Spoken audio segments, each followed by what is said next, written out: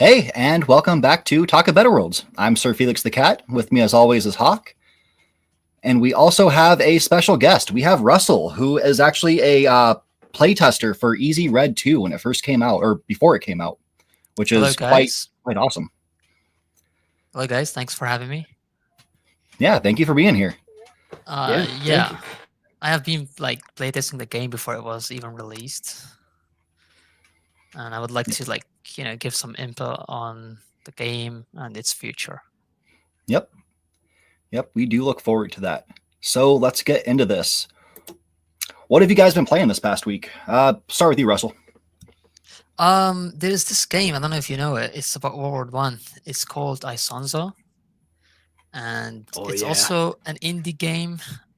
Not as small as Easy Red 2's developer, but it's still like a hidden gem. Because if you look at the player count and you look at the game, you say, "Oh, this game looks really good and it's really fun." But it's sadly, I don't know, whether it's people aren't into World War One anymore, or maybe because the game's realism is kind of, yep, this is it. Yep. The game is really fantastic. It's not like Battlefield 1 because they actually give you like the basic weapons. There is no like alternate history. It's just what it is, and the battles are based on real events. And for me, this game has been like a lot of fun to play. Yeah, it looks pretty cool. So yeah, Isonzo is the third in a trilogy of World War One games that are made. They're the most historically accurate, like, major war video games that I've personally ever seen. They started with Verdun, and then they made Tannenberg, and then they went with Isonzo. Out of those three, Verdun is my personal favorite, but all of them are incredible. Yes, they are. Actually, I would say this game is well received. Like, look at the reviews. It's really good. Yeah, and nobody plays them. I don't know why. yeah. The game got, they have dedicated servers. They got everything, but it's just, I guess people are not interested in they're more interested in like modern warfare maybe, or like automatic weapons or semi-auto. But these, I think it has like a lot of melee as well, because back in World War One it's all like trenches and stuff. So but for me it's interesting because I like to learn about history and play the game. Yeah. Yep. What about you, Hawk? What have you been playing? So I have been mostly playing Vortex mods for Skyrim, and by that I mean not playing Skyrim, but downloading mods and trying to get them to work. I finally got it all stable, so it's like literally it's been like 2 or 3 days of just working on this because it's not super big, but I've got 430 plugins and what is it? I think probably around 500 mods, give or take.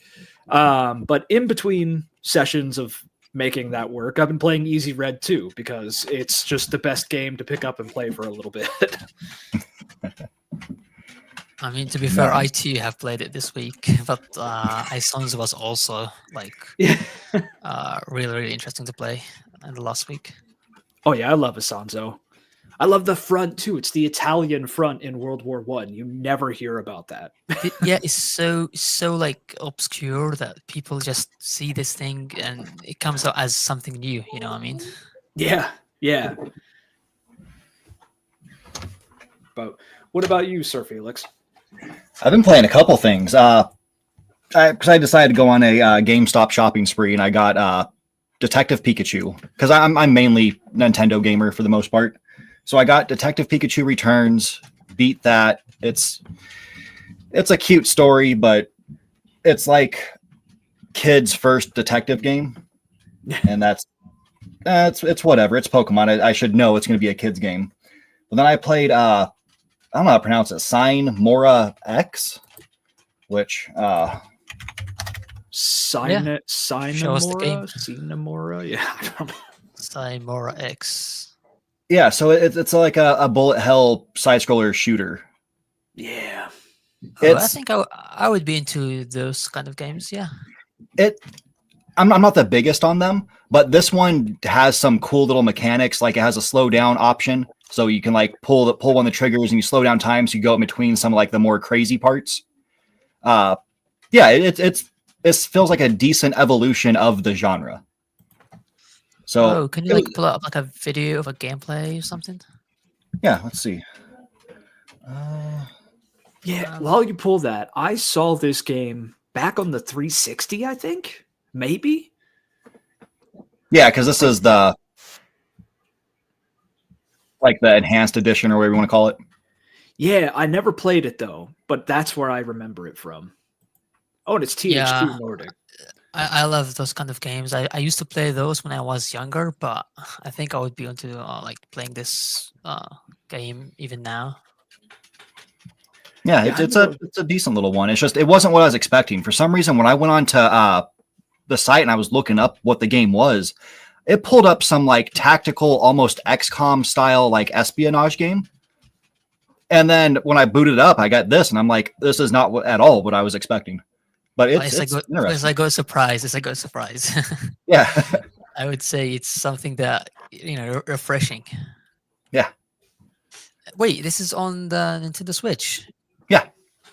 Wait, speaking of the Nintendo Switch, I think Easy Red 2 is also on the Nintendo Switch. Believe it or It not. is. Yep. So you can play it on the go, or maybe if you have a Steam Deck, which is superior in my opinion. I've been trying to convince him to play it on Switch. Wait, do you have a Switch? Yeah. Yeah. So he plays mostly, Sir Felix. Yeah, he's not into FPS, I think. Yeah. The FPS is I think Sir Felix, you had some opinions on Halo, for instance. Yeah. So Halo 2 is a decent game. Halo 3 is a great game. I didn't play, and then I played ODST. I didn't go really further after that. But Halo 1, absolutely hate that game. I respect it for what it did for the genre, but besides that, I cannot stand that game. Yeah, but you would like Easy Red too. The controls are probably shit, to be honest, on Switch. Because it's those triggers, man. They have no weight to them. But Easy Red 2, it probably plays really well on Switch too. You should definitely check it out on sale. Yeah, actually, when we first played this as a game, the graphics were, like, as far as I understand from the developer, he told us that the game is going to be optimized for the Nintendo Switch first, then for PC. So that's why the game looks kind of simple in terms of graphics. But over the years, he managed to squeeze more life of quality when it comes to like visuals and mechanics, to the point that it runs basically the same without requiring extra resources from CPU or RAM, etc. Because as we know, the Nintendo Switch is very limited in terms of like hardware. Yeah. No, absolutely powerful console. And I think the Nintendo Switch 2 is gonna be the same. They say that they're gonna bring like PS4 graphics, but in my opinion, I think it's gonna be like lacking. Yeah, it goes back and forth. The best game to look at for it is Street Fighter 6 or whatever they're on.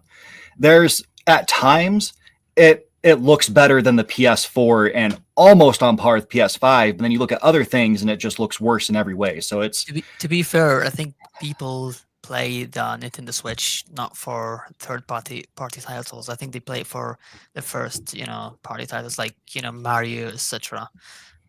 Kirby, Air Riders, or like all of the Nintendo games that people love and care about. Yeah, I'm one of the few. I got it mainly because it plays a lot of indie titles.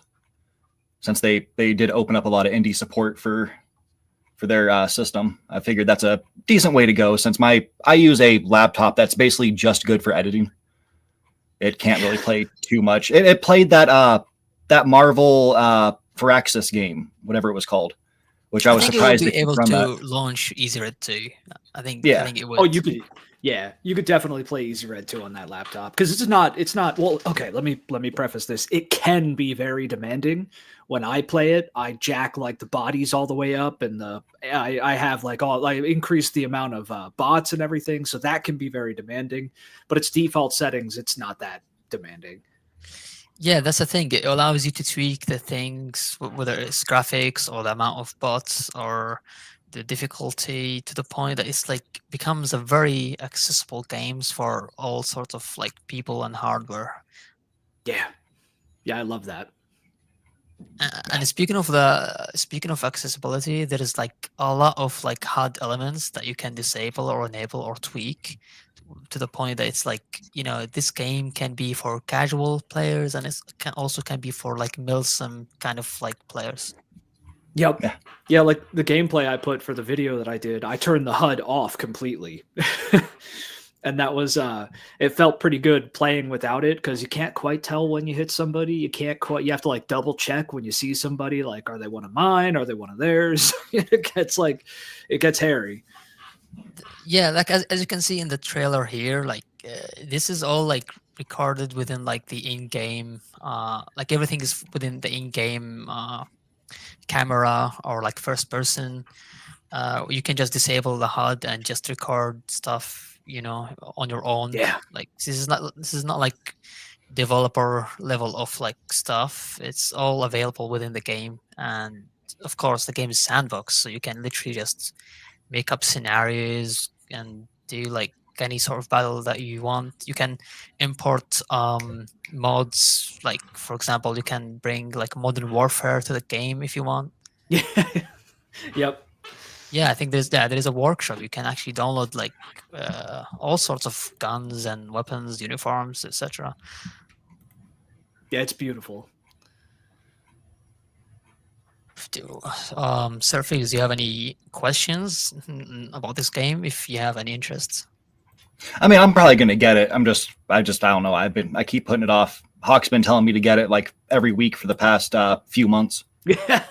Actually, So funny you say that. Funny you say that, because most people who like comment about this game, and when I read the comments, whether it's like for the trailers or other YouTubers covering this game, they say that their friends telling them about this game, because this game is a hidden gem. It doesn't rely on marketing. It basically relies on people telling people about this game. That's how Yeah. like hidden of a gem this game is. Yeah. Yeah, it's so good that it sells itself. And I don't know if there's any official sales numbers on it, but the reviews on Steam alone, there's like You could over say, 7,000 reviews. yeah, you could say this game. Obviously, I'm just saying a number based on like the reviews and the amount of like attention this game got. But you could say there's at least 300,000 copies being sold on all platforms. Nice.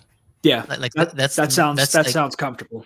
Yeah, that's like not confirmed. The developer will never, of course, disclose such information.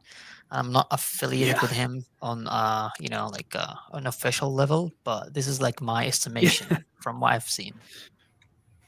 Yeah, no, that feels right for this. Give or take, it feels pretty good. I mean, Yeah. it's well earned. You can say, for example, the game it relies mostly on people, telling other people about the game. There's small YouTubers, sometimes big YouTubers covering the game, but it's just like, I think people are kind of turned off by the graphics, if you know what I mean. Yeah. Like when you see such low poly graphics and you think, oh, this game's not going to play well. But in reality, when you get your hands on this game and play it for like a couple hours, it's going to grow on you. You know what I mean? Just like the first time you played Battlefield 1942 or Call of Duty 1. Sure, back then the graphics were kind of good, but I know people who are young who play this game and never touched like Battlefield 1942 or Call of Duty 1 or 2 or even not even Call of Duty World at War, and they still enjoy this game. Yeah, it's anybody could get into it. Well, I don't know if you've been looking at the chat. Carlitos has asked a couple questions here. Oh, now I don't even have the chat up. I'm still on banners. Oh, Carlitos. Yeah, asking where you're from, Russell. Sorry, what? Asking about you. He's asking about you because your accent. Oh, my accent. I mean, You can guess, but I'm definitely not from Russia or Ukraine or just get me out of those. Like I'm not like trying to be political here or anything. No, I don't. No, they're trolls, good trolls, professional trolls. No, I Well, don't mind. Like, Carlitos. yeah, sure, you hear a weird accent from now and then, and you question about it, that's fine. No, it looks like they like your accent. It is a nice accent. It's pretty cool. Oh, that's no problem. I mean, yeah, if you like my accent, then you're gonna like the developer's accent of either too. Of course, he's Italian, so you know how they sound. Oh, Yeah. oh man. Oh, Carlito says his accent is weirder. And that's the thing. We probably sound weird. You know what I mean? The accents Well, are. to be fair, you're from the U.S., right? Yep. Yeah. I hear a lot of variations when it comes to U.S. accents. Oh, there's Yeah. so many. There's so Yeah, many, dude. there is like no like designated accent for all of Americans. You know what I mean? Everyone Yeah. sounds different for some reason. I mean, Yeah. of course, there's a lot of like immigrants, but even from like white people who've been there for like 200 years. Yeah. Yeah. Go from like Boston to California, completely different. Oh, dude. Exactly. I hate the Boston Like accent. it's just I would say something beautiful that people like everyone is unique. That's kind of nice, and I respect that. Yeah, Yep. it's cool. Oh, and Panky, this we met. Well, we did. But this is the first time we've talked. What it was? There was a comment. You left a comment on the Easy Red 2 video, wasn't that right? Oh yeah, Oh, I confessed that I was like a play tester for the private like pre-alpha of the game. Yeah.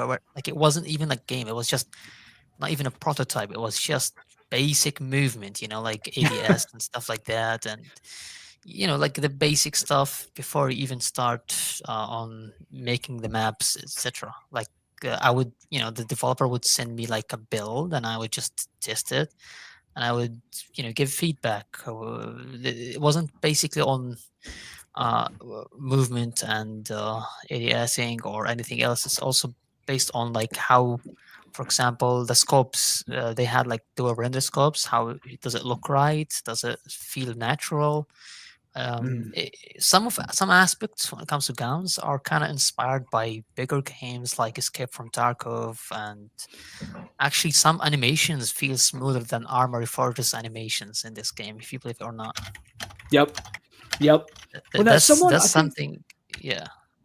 on the video, someone commented about the animations, and they said the running animations were kind of stiff. Which I'll admit, the running Oh, animations are a little stiff. you mean like in third person? Yeah, I would agree. Yeah, but first person, that's perfect. Yeah, the game is first person, so they focus more on third person. They have a mocap, like they can do animations, but it takes time to, you have so many like first person animations, so you have to replicate them in third person, and that Yeah. would require a lot of time. So right now they focus on like content, improving AI, the crucial stuff, the backbone of the game. Even Yep. though it's 1.5, and I would say it's in a very good condition, that the developer can happily stop developing the game and just sit back and have more sales. But I appreciate that he's still working on the game. Oh It yeah. shows that he's passionate and he wants to perfect the game, and eventually, I don't know, maybe he's gonna reach like 2.0. Oh, that'd be awesome. No, I love what he's doing with it. I love the work that he's putting into it. I would rather have DLCs, improvements in AI, like little. It looked like he was doing a lot of like texture improvements with the DLC that dropped. Like there's a lot of the really important core stuff that he's been working on. I would rather have that any day over making third person animations that I barely use look a little bit better. Yeah, that's the thing.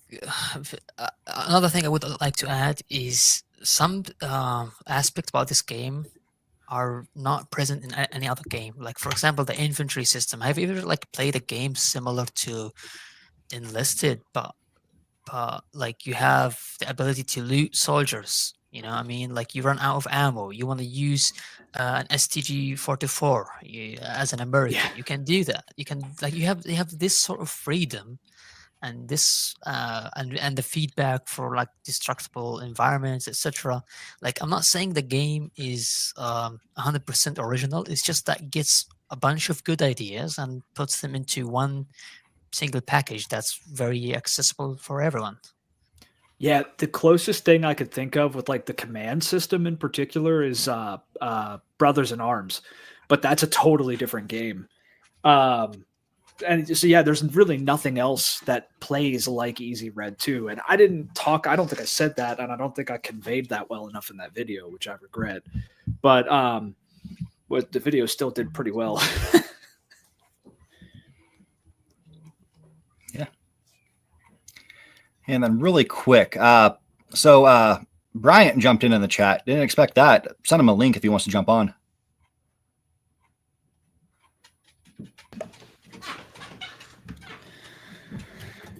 Yeah, I saw that. We got a full production here today. Yeah. Got a guest. We got Brian, our mod. Yeah. Got, the chat going. Man. Yep. Yeah, we'd have the original squad back. Yeah. But yeah, so outside of Easy Red, what are some other games that you would put in the same category of like underappreciated? I mean, I would honestly the Isanzo, Verdun, and Tannenberg games, I would put them in that category just because they were mentioned earlier.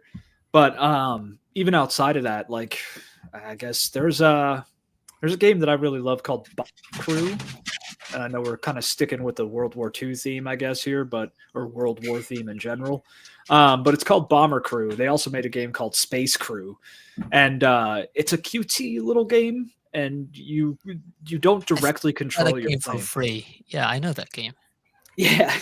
You tell your people what to do in the plane. Effectively, so like you plot the course out, you mark enemies, and they fly, they shoot the enemies down, and you just kind of manage resources and the squad. But I think that game's pretty underappreciated. I actually have like over like 3 hours in that game. I think it's actually fun. I remember this game was like free for like a while, and people like played it because it was free, and they actually liked it, and that helped the game like get some coverage, if you know what I mean. Oh yeah, I've got personally I have 95 hours in Bomber Crew. Oh damn! I think you're just more interested in that game than me. And then I think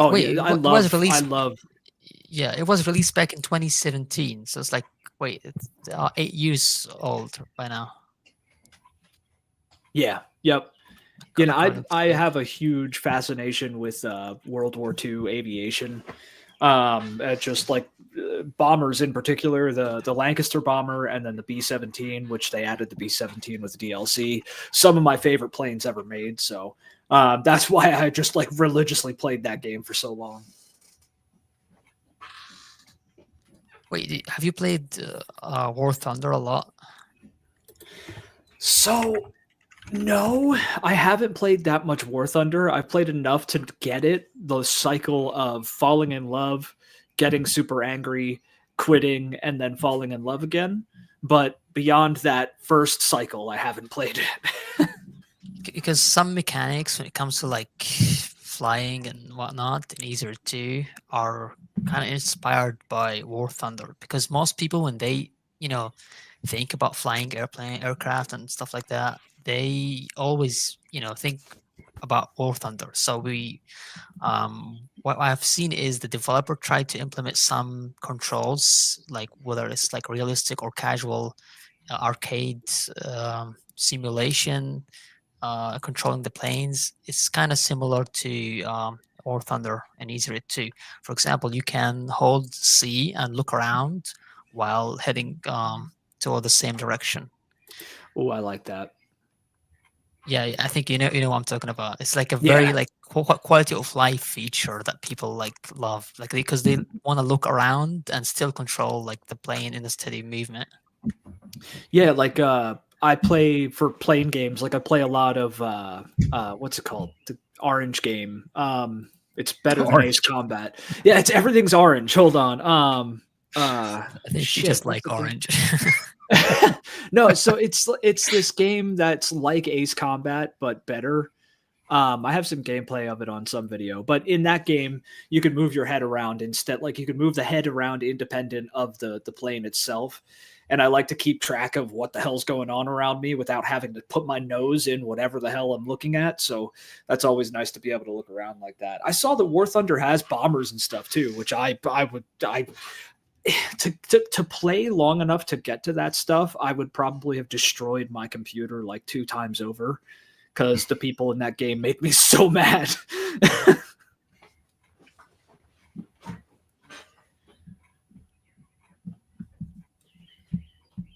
Yeah, I've never played War Thunder at all. I know I've heard of it. A lot of people talk about it, but I didn't even know it was that old. 2012?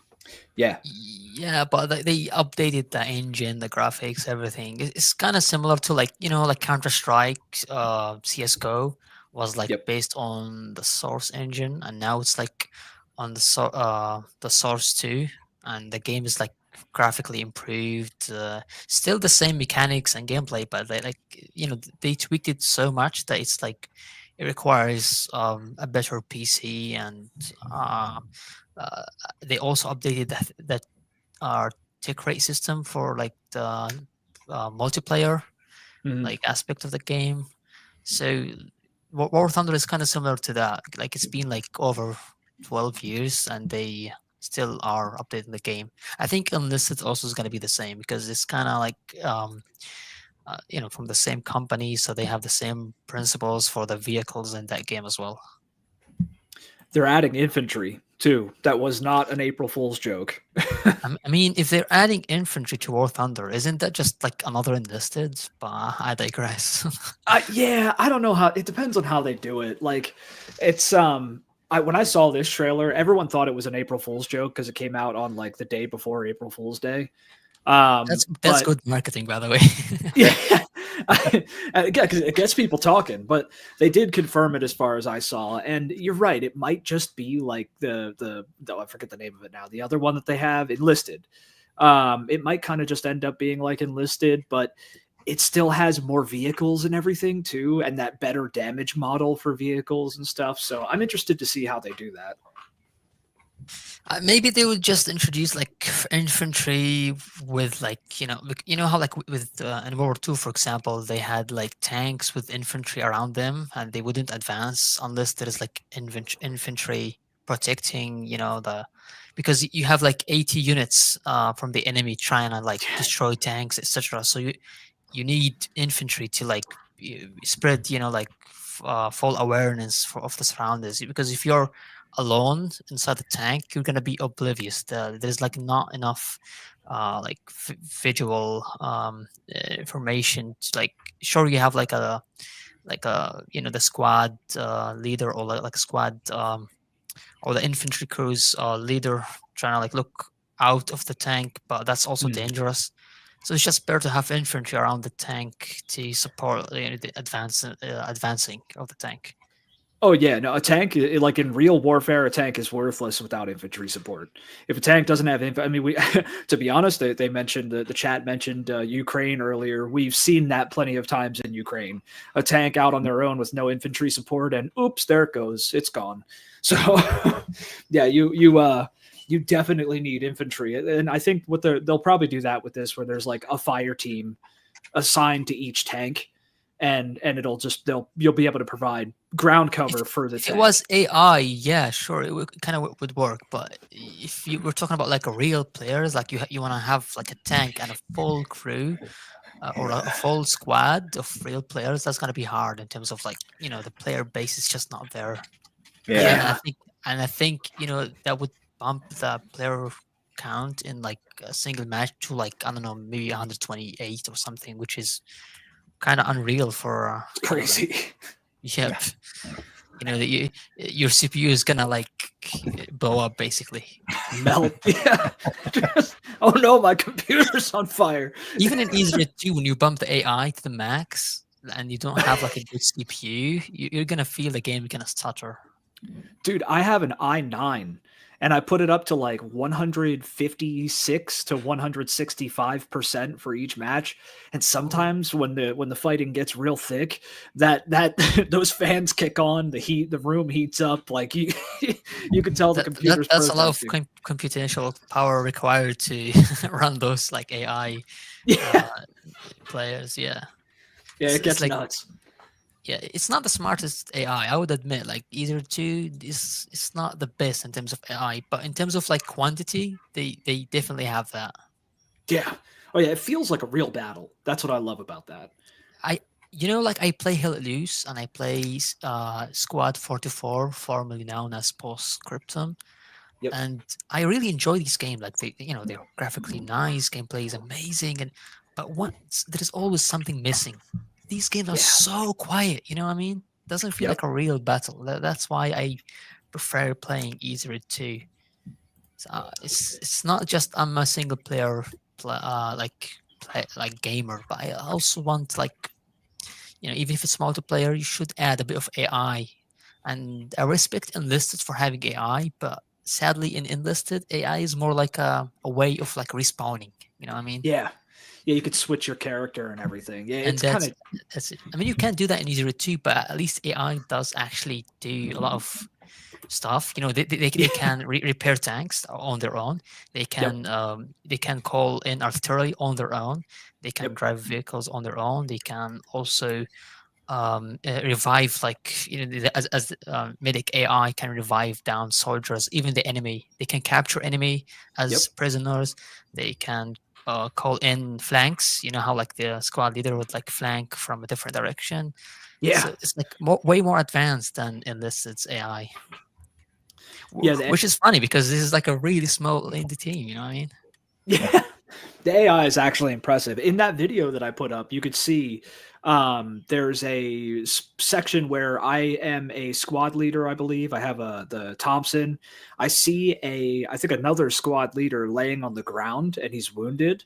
And I stay with him and basically protect him for a minute until an AI medic comes and revives him. And actually see that play out in the game. It's you have dynamic stuff like that you don't really get in other World War II shooters, and that's part of what I love. Let's not forget about other roles. There's like so many like roles, like there is not just a squad leader or medic or marksman. There is like so many other roles I've never heard before.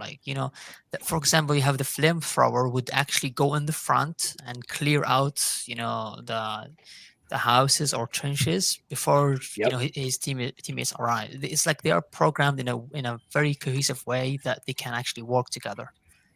Yeah, I love playing the radio man too and calling in like artillery. Yeah, for example, there is this sapper. For example, do you know what does this role involve in your mind when you hear sapper? Sapper for me. More practically, realistically, would be like someone who for me he's like the TNT guy. He disarms and arms explosives. He's the dude with the big booms. That's the sapper. In real life, but in the game he's more about explosions. Like you have mines, you have TNT. He does have like the grease gun, which I really like for the Americans. I don't think he's available for other factions. I think it's just for the US, but I don't know. I'm not sure.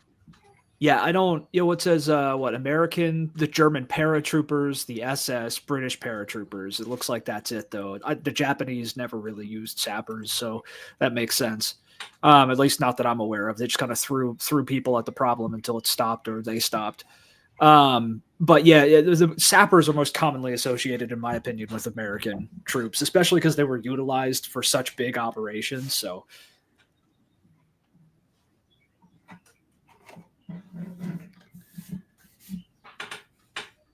But yeah, Sir Felix, what about you? What underappreciated games do you bring? Well, the only one I like to talk about is Owlboy, which I've talked about a few times. Yep. I love this game. Super underrated. It is just it's a really short game too. It's just a Metroidvania that you play as this owl that's trying to basically save his community, and it's not the most challenging game, but you can tell that the people who created this game, they did put love into it. It is something that they wanted to show, and they did a great job. It's not like the most beautiful game, but I mean, you can see here, it doesn't look terrible. I think the art style can be priceless, and this game is a big example. Yeah. Oh yeah. It's 100%. like it's timeless and priceless. Like it's just like, art sometimes doesn't have it's like doesn't have value. It's just art. You know what I mean? Yep. Yeah.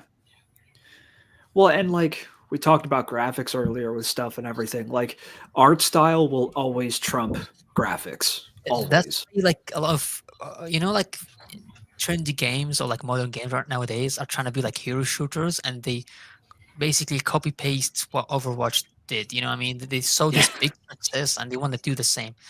And because they follow that exact same art style, it becomes so repetitive and boring that to the point, like, the game Concord, for example, is so ass that people like it basically flopped. I don't know how much they spent on it, but they basically like, burnt a few tens of millions of dollars.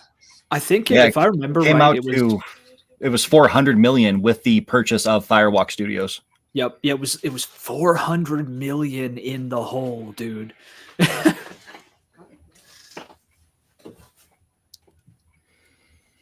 And then you're going to see that. I honestly think that's going to be the same story for Marathon. Marathon, yeah. Marathon looks like total shit. It looks like it belongs on the Switch. That's my opinion. And only on the Switch. Yeah. Well, it has nothing to do with the OG Marathon either. Like there's literally nothing that connects it as far. I mean, well, outside of like the cops that fight you or like the security services. Wait, Marathon? You mean the old school shooter?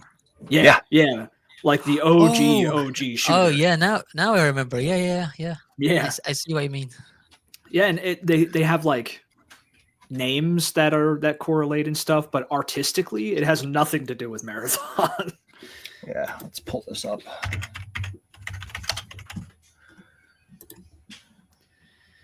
It looks disgusting. Yeah. I hate this like age of neon puke for art direction that we're seeing in games. It just like I like the robot, like the idea of these people being like machines, but this neon, I'm going to call it neon puke art style is just tiring at this point. And basically everything that we've seen come out with this art style or something akin to it has failed dramatically.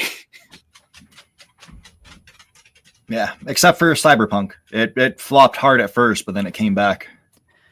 I wouldn't count Cyberpunk in the neon puke category. That's like it has a lot of neon lights though. It does. It has elements of it, yeah, but like it's not the sole focus. Like there's darkness to Cyberpunk. There's no darkness here.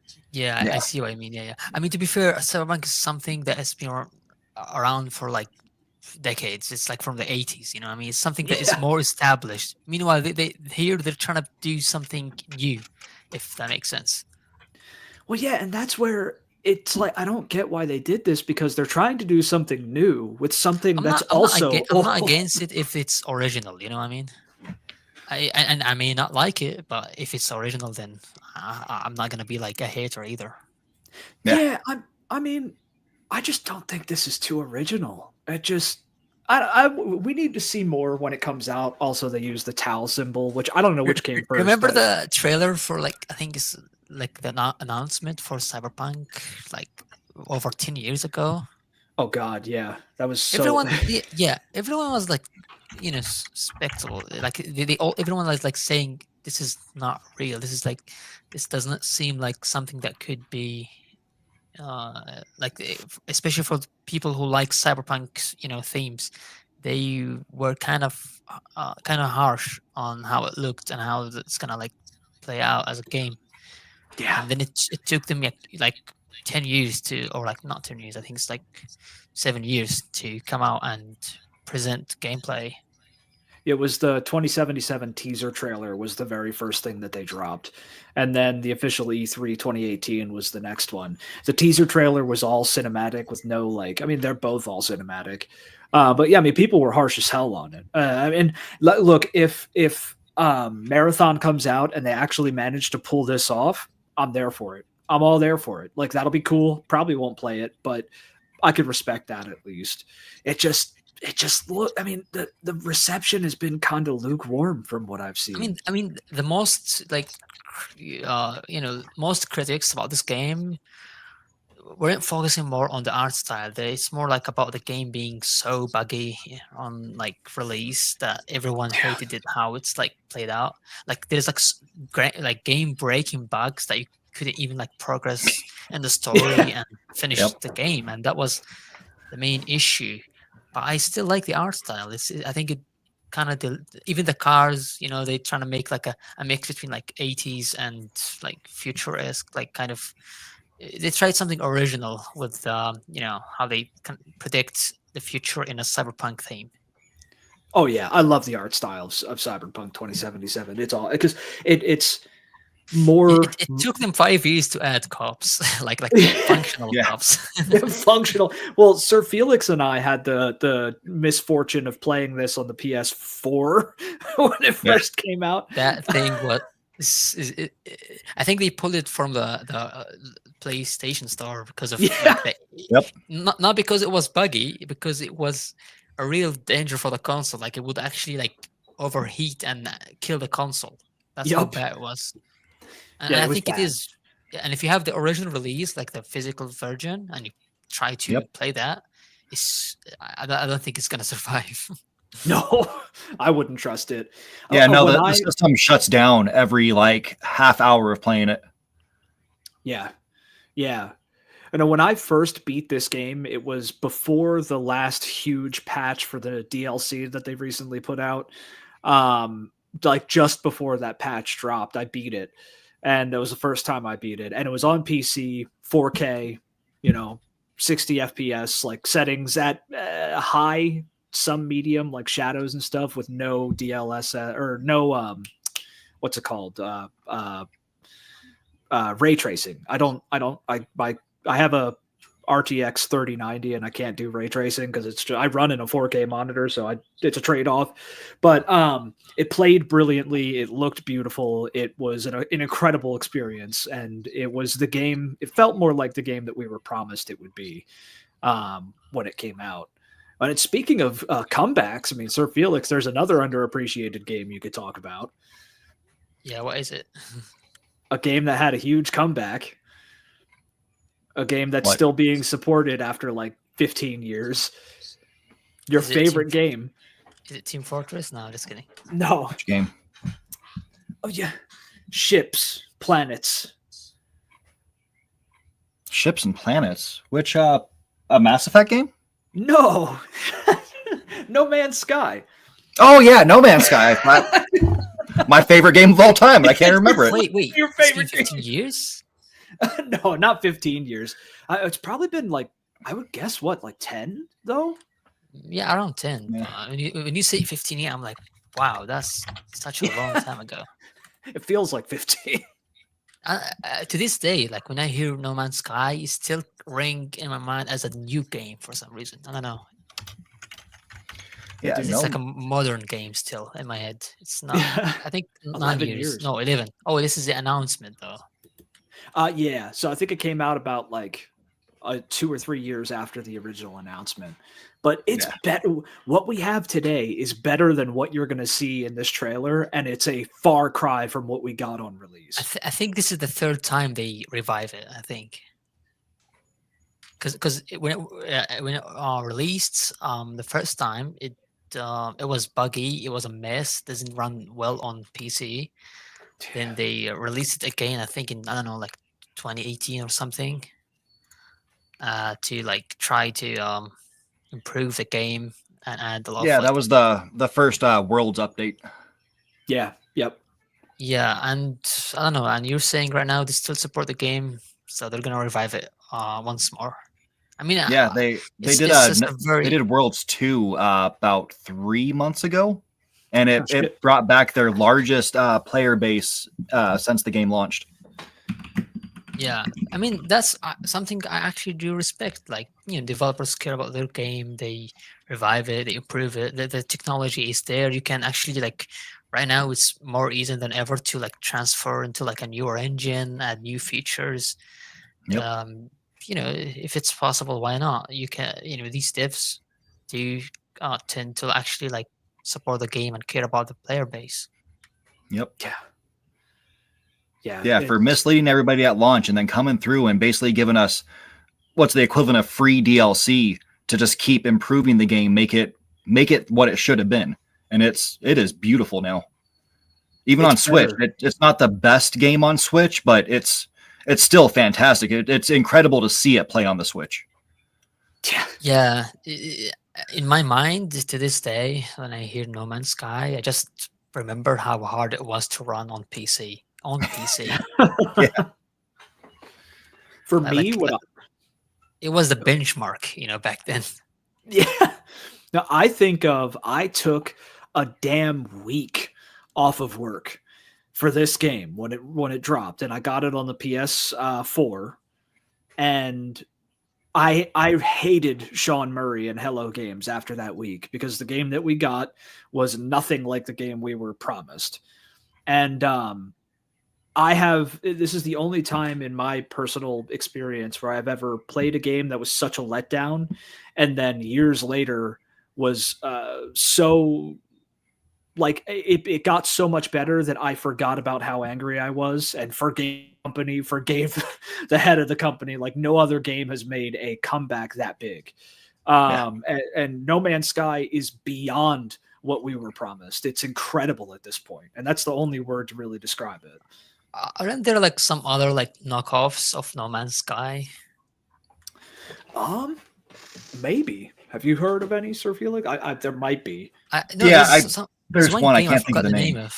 Yeah. It is because when something big, succeeds and becomes very, popular, there's always got to be knockups. You know what I mean? Yeah, I think it's hard to do a knockoff of this one because of how insane it is. They have like, was I it mean, you like could 80? say Starfield is kind of a knockoff. Yeah. I do feel like that's what they were going for, is that Bethesda basically looked at it and was like, well, No Man's Sky pulled off something amazing, so we can too. However, it's less colorful. It's like more gritty, I think. Yeah. And add a loading screen every 5 steps. Yeah, like, and the game doesn't look great. Like, I think No Man's Sky runs better and looks better, in my opinion. Mm-hmm. Oh yeah, No Man's Sky is the superior product in every measurable way over Starfield. I mean, like even the story is better than Starfield, and No Man's Sky doesn't have that great. Don't get me wrong. Like they've always had like good games, Skyrim, Fallout, etc. And they've always had like gritty, art style that I actually like. But when it comes to Starfield, I mean, you can even go to Steam and you can still see like mixed reviews. The game isn't actually well received, in my opinion, as big as it is. Yeah. Yeah. Well, and what pissed me off too was Todd Howard coming out and saying, "Oh, well, you just need a better PC." When like literally people with top of the line hardware ran tests on this shit, and they were like, "No, it's not optimized for PC, dude. Like it sucks on PC." It wasn't just get a better PC. It was, this is a next gen game, so maybe you need a next gen PC. And he said it with a smile, dude. With a smile. That little elf. Oh. I mean, he's been always like this for like 20 years or more. Yeah, I'm no longer on the Todd Howard train. Even Oblivion, I think it was back then, it was like super hard to run. Yeah. Yeah, and I had Oblivion on PC way back in the day, and it had a bunch of problems. Yeah, you could have like the top of the line PC in 2006 and still have the game, run terrible. Yeah. Oh yeah. Well, and actually, speaking of Oblivion, yeah, we Yes, there's a question I want to ask you, Russell. So there's the Oblivion remake that drop or remaster that drops tomorrow. probably. Now, yeah, that's what that's what Bethesda said. It's gonna Well, they drop said same they're day. doing an announcement Well, tomorrow. yeah, is it an But announcement or like the game is gonna be released? They said it officially, was I both. I saw. thought. Officially, all I saw was that they are doing an announcement. That's it, right there. That there will be something tomorrow. But is it the drop or is it just the announcement? Like, what is it? That's where people Yeah, speculate that it's I going to be think, a drop. yeah, I think they just want people to talk about it. Even I don't think it's gonna release tomorrow. It's just like, yeah, It'd Well, be a that's good where. Nintendo style move to do a shadow drop right at the end of it. Be like, yeah, here it is. And at the very end, be like, it's available now. Well, that's been Bethesda's. They always wanted to do that, and they I kind think of did that. I think they're trying to be like Valve, just releasing a game all of a sudden, like out of nowhere. Yeah. Here's Half-Life Alex. Yeah. Yep. Well, yeah, Todd Howard has talked about that before, how he's always wanted to release a game like a day after it was announced. And that's been his like big dream with games. And To they be did with fair, nowadays this is impossible. Like every game has so many issues on release. So if he Oh does yeah. this, it's gonna be like, I don't know, half baked, like, and it's gonna take like 5 years to like patch everything. You know what I mean?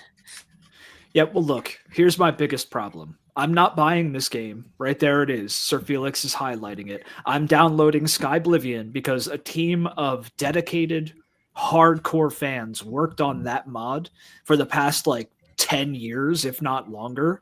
And their work is going to get pissed on by the release of this remaster. So I'm not spending money on this remaster. I'll give those guys money and download their project. You know what? To prove your point, the same thing with Stalker 2 happened. You know how like there is like Stalker Anomaly and how like Yep. they've been like, modding the game for like 10 years as well, because the game's been like around for over 15 years. Forever. Yeah.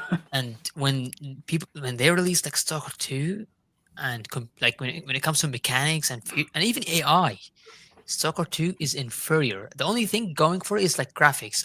Even graphics aren't everything because the game runs Yep. so bad. Like if you have like a, I don't know, top of the line like Ryzen 9 something, the game is gonna get below 60 somehow. This is Yeah. just outrageous. Like how they like, I think it's all thanks to the Unreal Engine 5. Like this engine has been the worst engine when it comes to optimization, that games just don't run or look as good. They're not even sharp. It's like so blurry that the game.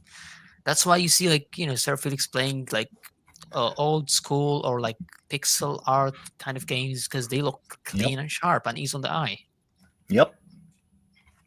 Yeah. Yeah. No, I mean, it's like, I have a feeling that this Oblivion remaster is going to run like dog shit on at least PCs and anything that's not an Xbox, because the only thing Bethesda can program a game for without as many issues is Xbox, which is ironic considering it's the weakest console.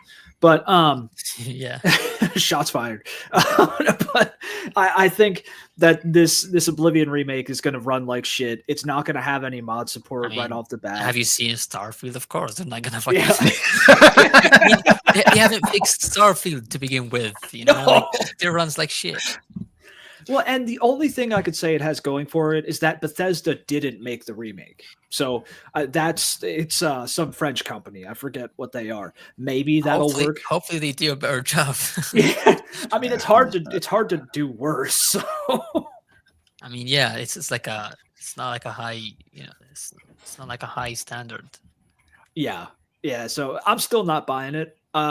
Maybe I'll buy it in like 5 years when it's finally maybe stable. Yeah. You know what I do nowadays? I just wait for the game to like release like a dozen of patches. Then if people start talking positively about the game, I may look into the game and purchase it. Yeah. I mean, and also I just spent like two or three business days modding Skyrim again, so I'm gonna stick with that. Oh, I wonder what graphics engine they're gonna use. Yeah, it looks honestly, if you look at the screenshots that leaked, it looks just like ESO. Yeah. Made it on whatever engine ESO Do you is think made it's in. Unreal 5? I mean, to be fair, even Unreal 5 is better than whatever they're using with Starfield. I'm guessing it's either Unreal 5, it's the engine they used for ESO, whatever that is, because it looks so much like Elder Scrolls Online. I think the Starfield is based on the Creation Engine 2, which is like a Yeah. 2023 like engine, which is as modern as Unreal Engine 5, but I don't think it's better in terms of like graphics. Oh hell no. So yeah, maybe they would use Unreal Engine 5. Yeah. I think the rumor was that they were doing, they were making this remake on Unreal Engine 5, which still has me kind of scared because Unreal Engine has always been really good with optimization and performance and everything, but it has to be utilized correctly. I And think it's often, because of the introduction of software ray tracing within the engine. That's why most games are like, because ray tracing has been around for like less than a decade, and yeah, it's not well established, and not all gamers are using like ray tracing. I mean, even if you have like a mid-range ray tracing graphics card, like a 4060 Ti, that's still gonna use a lot of like upscaling, so much so that you know the image becomes so blurry that it's yeah, not worth it to turn on ray tracing and shadows, or whatever they use, like real-time reflections. But the issue is nowadays there are games that release with software ray tracing enabled by default, or like or cannot be disabled. So you have yep, to use hardware that is um, like compatible with the this technology, which means it's making the game not very accessible for people, especially like even like the original PlayStation 5. I don't think um, it would be able to like run games at 60 FPS anymore. I think they're gonna be like running on 30 FPS, just like the oh yeah. old. Yeah, that's Well, the issue. They're the just gonna screw it. oh yeah, forcing ray tracing is the reason why I'm not playing Assassin's Creed Shadows. They forced ray tracing on that. You could turn it off for everything but the like hideout that you could go to. But it's I have, like I said, I have a RTX 3090, not the Ti, just the 3090. I have an Intel i9. I Still a have like decent GPU, 60 by the gigs way. of RAM. Yeah, like it's I have a pretty damn good computer, and I can't get anything above like 50 FPS on settings for shadows in native 4K, so like Yeah, 38 if whatever the your hell. PC is like twice as powerful as a PlayStation 5, so imagine how it's gonna run on the PlayStation 5. It's gonna be like Oh, blurry for sure. oh yeah, it's gonna be like the hardcore like DLSS shit. It's just gonna look like someone rubbed Vaseline all over the screen. It's terrible.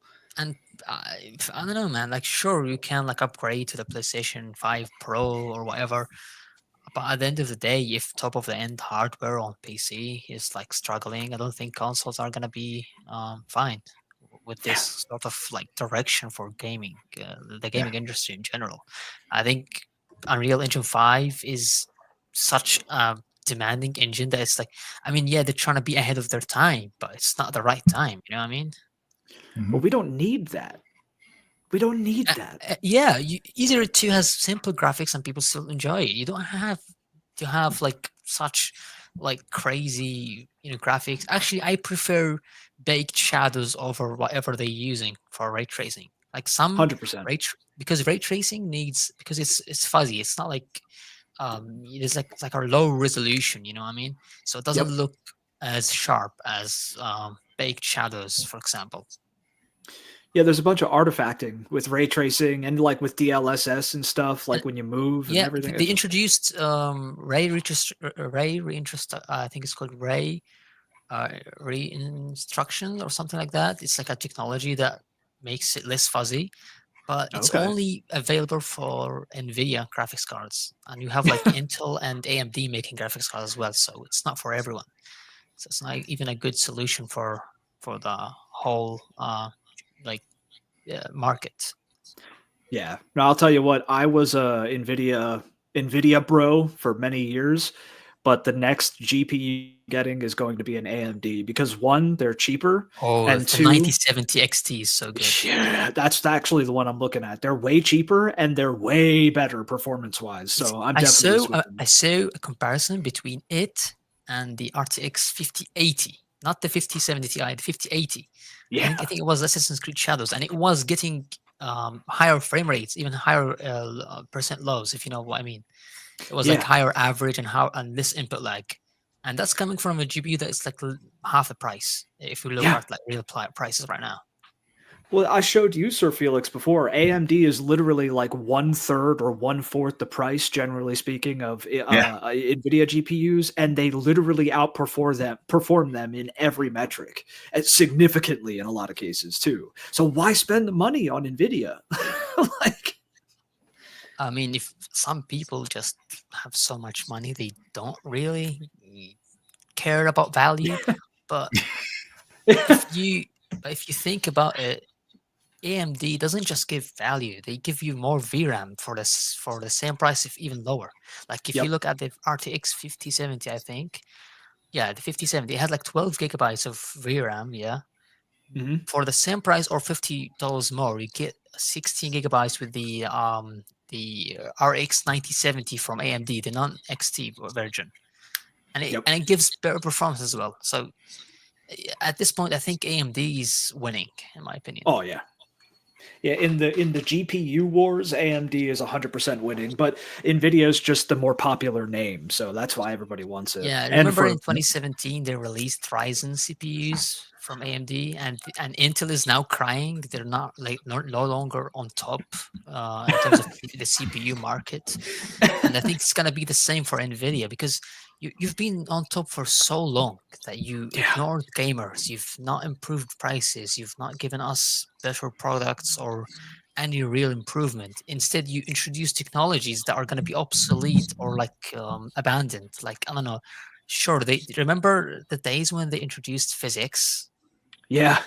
Yep. Yeah, it's a technology they abandoned now. Like they just introduce something and give you a reason that we have more features than our rivals and whatnot, and you buy this and you actually try to enjoy whatever they offer. But in reality, most developers don't even introduce these features in their games. So ray tracing or whatever it is, it's not gonna work for the long run, in my opinion. No, it's not. And I'm going to shoot more shots here. In my opinion, Nvidia has just become the Apple of GPUs. And you're just wasting your money on a name when you could be getting like 2 times plus the performance for way cheaper on literally anything else. So Yep. We're not sponsored, unfortunately. Come on. I mean, did you know that like Nvidia is almost catching up to Apple in terms of net worth? Yeah. Really? Yeah, it's like close to 2.5 trillion, and Apple is like 2.9 or something like that. It's all these Bitcoin bros. They're the ones who are buying up Nvidia. No. No. Bitcoin is like 5 years ago. Now everyone is like being crazy about AI and whatnot. You know what I mean? Oh yeah, it's the AI craze. Yep. Yeah. Okay. Okay. You see the ChatGPT and all these other like AI models they're all running on GPUs, specifically NVIDIA GPUs. Yep. And that's why NVIDIA all of a sudden became so big. More marketing bullshit. AI. I got opinions on AI. I don't like AI. Have you seen the new slop like on Steam? Like they're featuring like AI voice, AI cover art, AI everything. It's so fucking gross. I don't like it. Sorry for cursing, by the way. No, that's fine.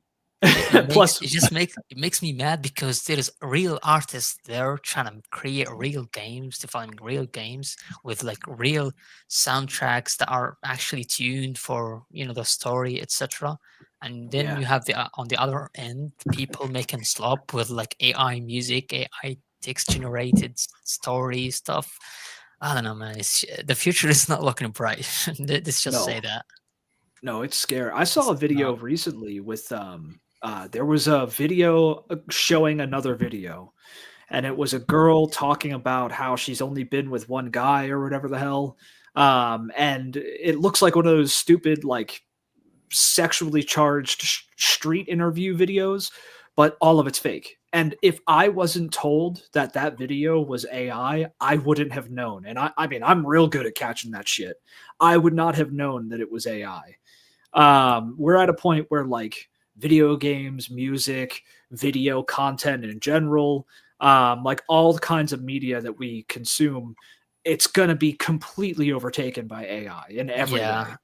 Like I don't know. I know this is gonna sound like political, but do you notice how things like when it comes to like unemployment and everything else has risen up so much since like 2020, like since COVID, where like AI has taken over. It's already taken over actually because like people like writers or whether it's like voice actors, etc. They're all are in my opinion, a victim of this new trend of like relying on AI for making products, whether it's video games, music, art, etc. Especially art, because like AI is so good at like mimicking the style like from a specific artist and making things. I don't know, like sure, there's sometimes there's imperfections, but I think if you pay money for like big AI models that are designed to actually make like almost perfect like AI replicas from like specific artists, or you can just show it like you can, if you're an artist, you can show the AI your art, like your gallery or whatever, and it's gonna pick up patterns and stuff and try to mimic the way you do art, and that's scary in my opinion. Dude, give it a year. It's going to be indistinguishable. Like AI in its exponential growth too. I mean, fuck, it might even be less than a year, like 6 months, and AI might be. At this point, we need a huge reset, like maybe World War III or something. Now, just bring on the nukes. Yeah, like how like like you need a huge reset. Like we need to go back to the Stone Age or something. Yep. Let's wind it back, boys. Yeah, or let's just like go to some like abandoned island and live on the island. Dude, if I was rich, I'd be buying islands right now. I mean, it sounds like a good idea. Just like no internet, no electric. I mean, maybe some quality of life features, but like just disconnect from the world. You know what I mean? Just have basics and live like start a family on an island or something. Dude, that's kind of what I've been trying to model my life after in general. As go internet to Alaska as or something. I'm in the middle of the woods. I don't have social media outside of YouTube. This is the most social interaction I generally have. You don't even have Discord? Oh no! So we have the channel Discord, and that way, I mean, I talk on the channel Discord, but I'll just disappear for a couple days at a time. And yeah, outside of that, I have no like TikTok, no Facebook, no Instagram, no anything. I don't exist. I mean, to be fair, that's how you're gonna find joy in life. You just mind your business and try to like be anonymous online, because people can sell your data or whatever. Yep. It's just that's why, for example, my real name is not Russell, for example. I'm just it's like a nickname at this point. Yeah. Because you have to be anonymous these days, and I think it's just essential. Like nowadays, every website you enter, there's like a pop-up window asking you to enable cookies or whatever. And when you read the stuff, it's so fucking scary. It's like, man, just leave me alone. I just want to like see the fucking news article. I don't want to sell you all my info. Just let me read the damn thing. Yeah. You know what kind of info they can actually like get from you? They can get so much without you realizing. Yep. They can like even as like even they can get your exact location from just the clock, like the time zone or whatever. Yep. Yep. Well, hell, there's the new there's this guy who I see sometimes on YouTube. He's like the best geoguesser on the planet.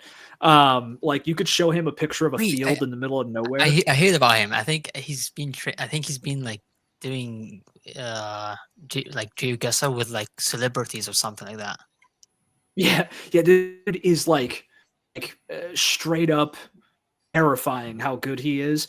But the part that a lot of people don't realize is that he can do what one a pro could do way better. Okay, and two, all you need is a single picture and like one reference point, and someone can find where you are when you are. Yeah, Trevor Rainbolt, that's his name. He is like yeah, that's terrifying how good he is. But all you need to do is a single picture, put that in it, and anyone who knows what they're doing can find out where you are when you were, what you have. You know, they can find out everything about you. So I keep that shit to a minimum. Yeah, and especially with AI, things have been so like easy for like people to like just extract info. Like for example, you know how like on YouTube, like they censor stuff, whether it's text or like an image or whatever, they just like blur it or like it becomes pixelated in a way that's like censored. Well, there's AI like dedicated just to like reconstruct the image back to its original form. So much so that it can even like recognize how text and minor details and like yeah, nowadays you just have to be so considerate of everything. If you are not tech savvy, you're gonna lose a lot. Whether it's your information without realizing, whether it's your sensitive information you've posted on the internet, or like yeah, at this moment you have to be really tech savvy. Well, have you And guys sadly, seen? I can't say that about like older people who are not tech savvy. Yeah. Yeah. I mean, have you guys seen? I forget the name of it, and I'll try to find it sometime and make it in the chat at another show or something. But there's a video it's like some documentary about some special camera system that the government has, and I'm not talking like pole cameras and shit, but they have a camera that they put on this drone, and the drone is the size of like an actual like fighter jet. It's a huge drone. They have this camera on there, and like 40,000 feet, and it could take a picture of an area, right? And they send this picture back. It has like thousands and thousands of terabytes of data that it processes and it sends this picture to HQ. It winds up using AI and other programs to make a picture that's also a video. And from like 40,000 feet, they could see like a fucking bird somewhere on the ground. They could see people walking in parking lots. They could see like it is the most meticulous and minute details that they can see from that high up. And this picture is like it's like a time sequence that you could fast forward or rewind and show where people were going, where they were. It's terrifying, dude. Like surveillance technology. This reminds me. Absurd. This reminds me of early 2000s TV shows, or like how like they zoom to a picture and they say enhance. It's like a meme, this one, right? Yep. Well, now it's actually real. People they can do that. Yeah, they can literally like reconstruct images. They can combine a lot of like images and make it like one pool of data that they can produce a video out of or something. Yeah, it's just, I don't know, man. And as you said, from like 1 year from now, things are gonna be even scarier. Yeah. Well, and it's all exponential growth. The more technologically advanced we get, the more advanced we become faster. Yeah, what do you think, Felix? Do you have any input on AI ruining the world? I mean, yeah, it's terrible. I got mad about the art thing because Studio Ghibli, that just blew up like last month. That's right. I hate it so much. Yeah. Not the art, like the art style, but the abuse of this art. Imagine they bring like, I don't know, like something criminal. Like, I don't know, like some like I don't know, maybe like a serial killer or whatever, and they put him in this, or like Hitler, for example, and they put him in like this art, and they glorify him as in like, oh, Yep. look at Hitler looking good in this art style, etc., or look at this aura. I don't know, man. It's just people are I don't know. The thing is, what scares me more than AI is people just not caring, and that's really an issue. Yeah, they find it just fun. They're just going to go ahead and play around with it. Like once the Studio Ghibli thing blew up and how people were just able to now make their photo in that art style, people just went crazy on it. Like everybody's profile picture on like Facebook and Twitter instantly changed over to that. Everybody's posting a million pictures in it. It's I like stopped you guys got using to stop. Facebook. It's full of AI. This thing is just Yeah. even the ads are all AI at this point. Yep. Shrimp Jesus. Yeah. Oh no. Oh no. Like is at this point you're just disrespecting religion, you're disrespecting cultures, you disrespect Yeah.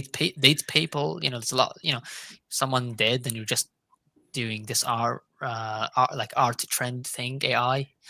At this point, people just should stop and reconsider.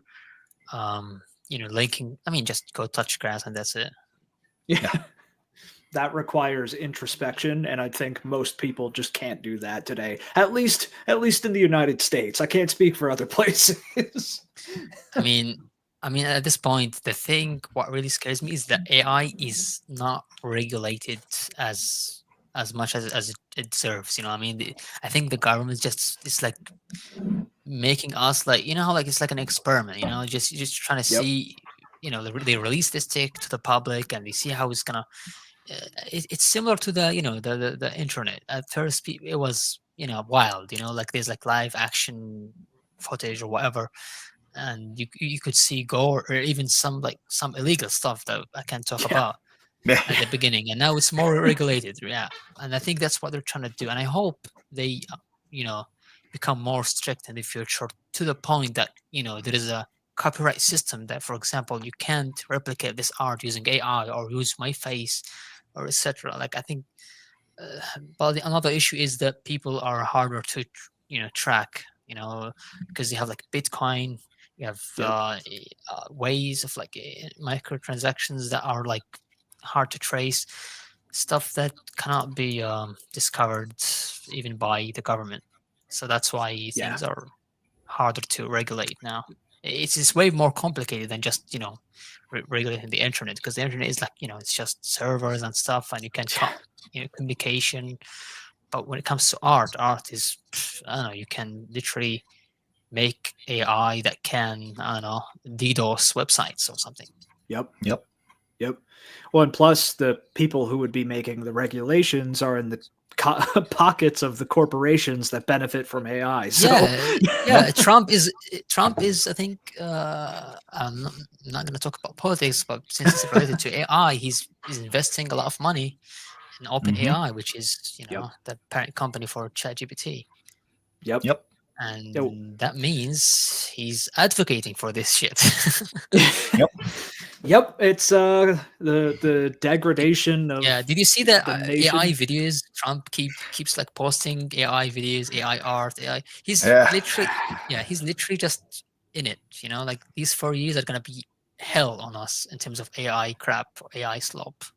Dude, the one that pissed me off the most was the one he put up about Gaza. That was disgusting. That one is indeed like, it's not just inhumanely like inappropriate, but it's also it gives you an idea that I don't know, like it becomes okay to compare him to like Hitler, if that makes sense.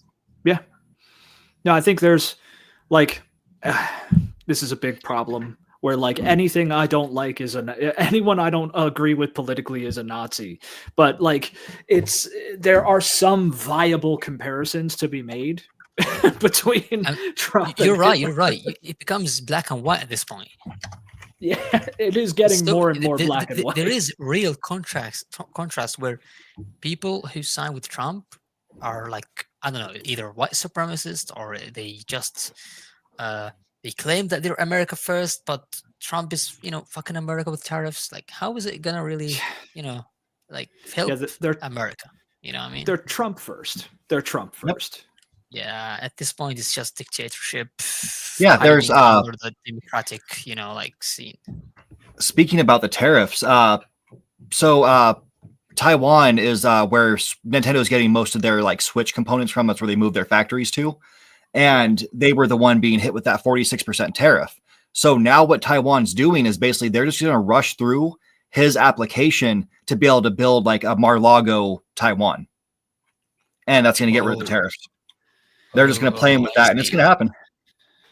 I mean, I don't know if China is going to intervene, but I mean, in my opinion, they have the right to, because come on, it's like it's literally within the border. It's getting really intense. They're just provoking China at this point. Yep. But yeah, with China here too, Carlitos mentioned this one. China is going to introduce AI classes for primary and secondary school students. Yeah, and you know what? That's good, because you have to be tech savvy. You have to be aware if you want to survive in an AI, like, I don't know, like world, and everything is relying on AI and misinformation is everywhere. You have to like somehow to be smart enough to notice AI patterns. You say, oh, this image is AI. This is sadly, older people, they just don't care. They don't, even if they comprehend this AI thing as being like dangerous, they don't care, because they're gonna die soon, and they're gonna let the new generation deal with it. You know what I mean? They're just gonna because at the start of AI, yeah, sure, it's kind of fun. Like you mess around and do this and that, but it's gonna gradually become more and more dangerous without us realizing, because I don't know, it's just scary, and I think it makes you think the world is gonna end somehow, end soon. You know what I mean? Dude, I've been having that feeling for a long time. That's well, and there's because it's not regulated, there's the point that we will get to at some point. It's going to happen where we accidentally create life, where AI becomes something more than just lines of code that are made to mimic our behavior, and it starts forming its own behavior. Skynet. Then it becomes sentient, and we're all fucked. Yep. Yeah, that goes one of two ways. Either it becomes our overlord, to which I say, yes, please, I accept our AI overlords. Let that be at least it's got to be consistent. Yeah, still be consistent. Yeah. But they'll either be our overlords or they nuke us. So it just we're dead, or we have a change in management, and probably for the better, to be honest. At this point, it's not like we could do much worse than what we've been doing. I mean, I would take AI over some old creep ruling the world. You know what I me? Any day. At least AI isn't, a pedophile. It's 2025, and we still think that an 80-year-old can rule. Like he's so old that he's so stuck to things that from the 50s. Yeah, and he's gonna bring those principles back from the dead in the modern era, which is not gonna work. No, well, that's the thing. Tariffs tariffs are a thing that has been I don't know, it's like an old England. Well, tariffs from hundreds of years ago, when kingdoms were a thing. You know what I mean? We tried tariffs, 2 other major times in the United States before, and both times people hated them. Everyone hated them. And both times they led to either a recession or an actual depression. So the thing is, he thinks that the U.S. market is the best market that everyone wants to be in. In my opinion, it's not true, because I think the real market that people actually want to be in is actually China. Yep. 100%. They are the leading industry in terms of mass production and everything else. They have cheap labor. They have all of these things that are attractive for other countries to invest in. Meanwhile, the US is the opposite. They are making people not want to invest in America, which is not going to be actually America first. So he's just destroying the country. Yep. Well, yeah, these tariffs, and I think I said this on the show before, these tariffs handed the world to China, Period. These tariffs guaranteed the United States is going to lose its world economic status that it was holding on to by a thread. It guaranteed that probably within our lifetimes, the US dollar will no longer be the international standard reserve currency. We're going to go to whatever China has. I forget at the moment. It guaranteed that markets in China are going to boom while markets in the United States crumble and fall to their knees. Trump literally sold the country to the Chinese. Maybe, I don't know. It's just a big circus right now. Whatever we see on TV is not really what's actually happening. It's just like a, Yep. There's definitely something happening under the table, but we will never know. And what we know so far is just whatever has been said by Trump, and it's mostly stuff that won't happen, or would happen for not for the people, but for personal benefits or something that's gonna be for Trump, not for America. You know what I mean? Yep. Yeah, it's for him and his buds. Yep. I mean, he's been like sanctioning, or like not sanctioning. He's got like all aid for all countries but one, and you clearly know which one. Yep. Yeah.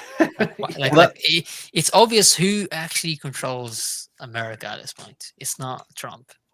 Yeah, there was a story I was going to talk about for news, but I decided to put it off. But Doge went into, I think it was the Department of Labor or something like that. And he had his like little Doge boys go in there and make some new accounts. Within minutes of making those accounts, they were being accessed by Russia. Like those new accounts. Yeah, they had the exact, it wasn't like they were trying to be hacked. They were putting in login information, which means that they had passwords and usernames. And the only reason they were denied is because of like a dead man switch policy for these databases, where if anyone outside of the United States tries to access these databases, we instantly say, no, fuck you. So that's the only reason. Yep. The only reason they were stopped. And we can also talk about ICE basically just suppressing free speech. Yep. Dude, ICE is... Are we going to talk about the death camp? Oh, yeah. We actually had a great story happen. So the 16-year-old got stopped. They found out that he wasn't, like, he was a naturalized citizen, like he was born here. And then ICE was still like, you know what, screw it, send him anyways. And luckily, a judge came through and fought for him, and he got reunited with his mom. He was about to be sent over there and never seen again. You know what's funny? Like, even if someone is like illegal and they didn't know where he came from, of course they're gonna label him as an alien. But they try to justify it somehow. Like, where are you gonna send him? Some people say, oh, they're gonna send him to Mexico or El Salvador or whatever, or like some prison in the US. But when you label someone as alien, this means that he came from there's no destination to send him back to, which means you have no reason to actually like expel him from the country, even if he's illegal. Why not just fix the issue by actually making him a citizen who abide the law?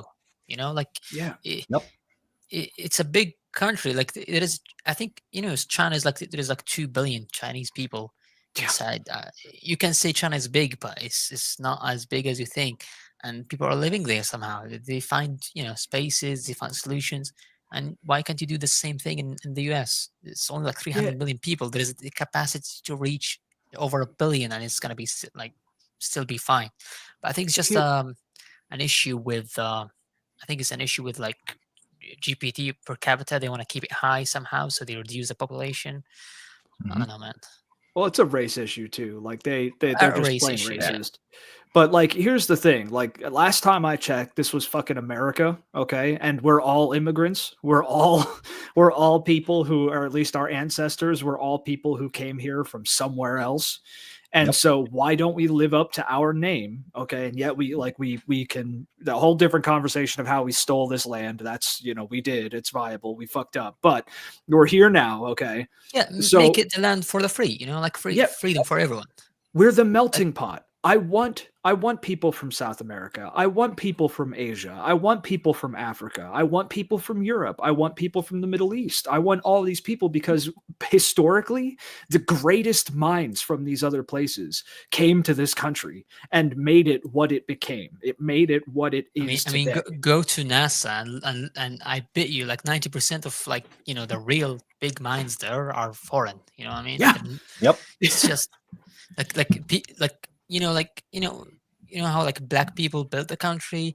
How like came Indians introduced their minds and like technology, etc. They have Yep. you have the even like actually, speaking of Gaza, since you mentioned it before, there's like a Gazan who worked for NASA, and he was I think the designer for the robot, for the one that was sent to Mars, I think. And Oh shit. yeah, That's cool. and if people are willing to put their minds and effort to the country, why wouldn't you welcome more great minds? You know what I mean? Yeah. No, this country, the lifeblood of this country is both exploitation, but also unity with other people.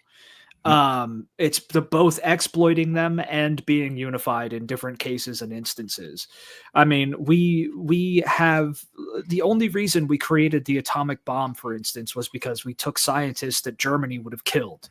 The only reason we created the only reason America had so many innovations and inventions through the 40s, 50s, 60s, 70s. Wait, is Einstein German as well? Yep. Yeah. Yep.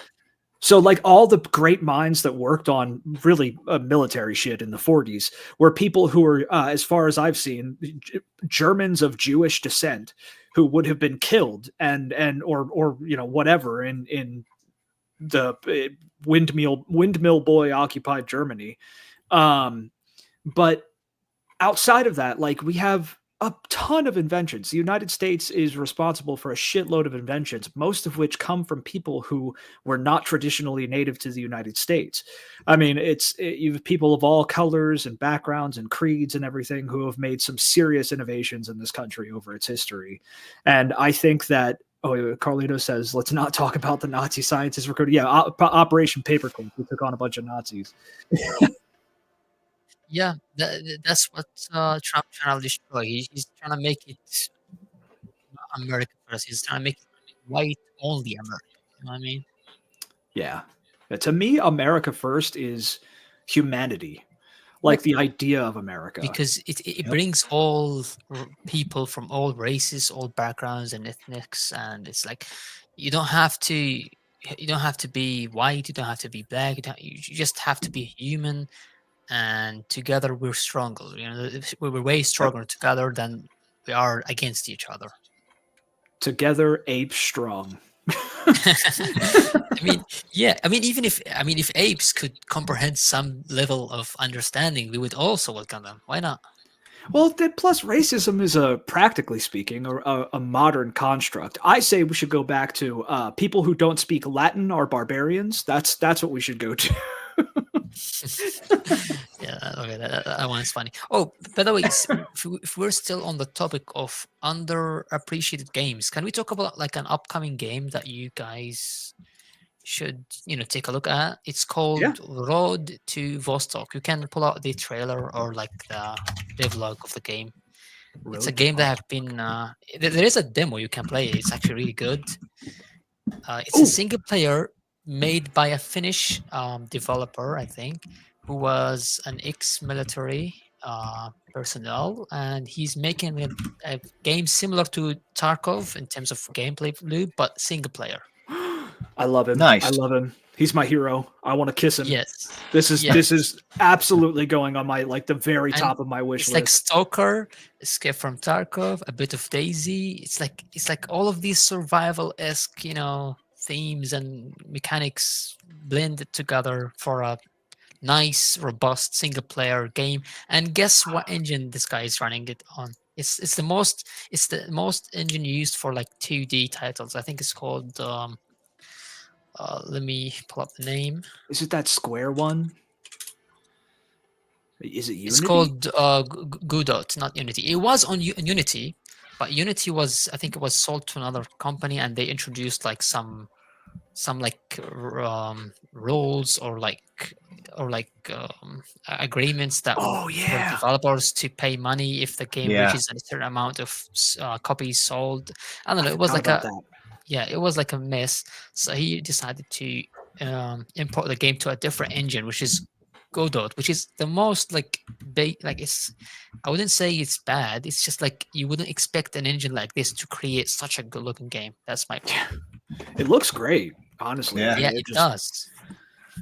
And you had me at single player Tarkov, so this is He literally made everything. It's a single developer. He did the models, the weapons, oh, look at that. animations, etc. He he Have that. he knows how to make a video game by himself. But I think he also could use a bigger team to Yeah. further advance the development of the game, because he's been working on this. He spent like a year or more just trying to import the game to a different engine, so that's why The gunplay looks pretty good. I mean, it's like very the good. Listen, there is a demo. If you want to make a video about this, you should like play the demo, feel the game, and you can talk about it, and you would love this game. You would add it to your wish list, and I don't know. The game, even as a demo, is still fun, and I can't wait for more to come for this game. I'm gonna download the demo first thing when we're off the show, and I'll do a video about it. Yeah. Also, it's a Finnish game, so yeah, let's support the Finnish, Yeah. Finnish industry of gaming. Have they? What? You know- what you are know, there like- any other Finnish games? My summer car. That's the only other Finnish game that I know. Oh yeah, I like that one too. That's a good one. Yeah, let's go Finnish Exactly. gaming industry. Let's support the Finnish people. Yeah, why not?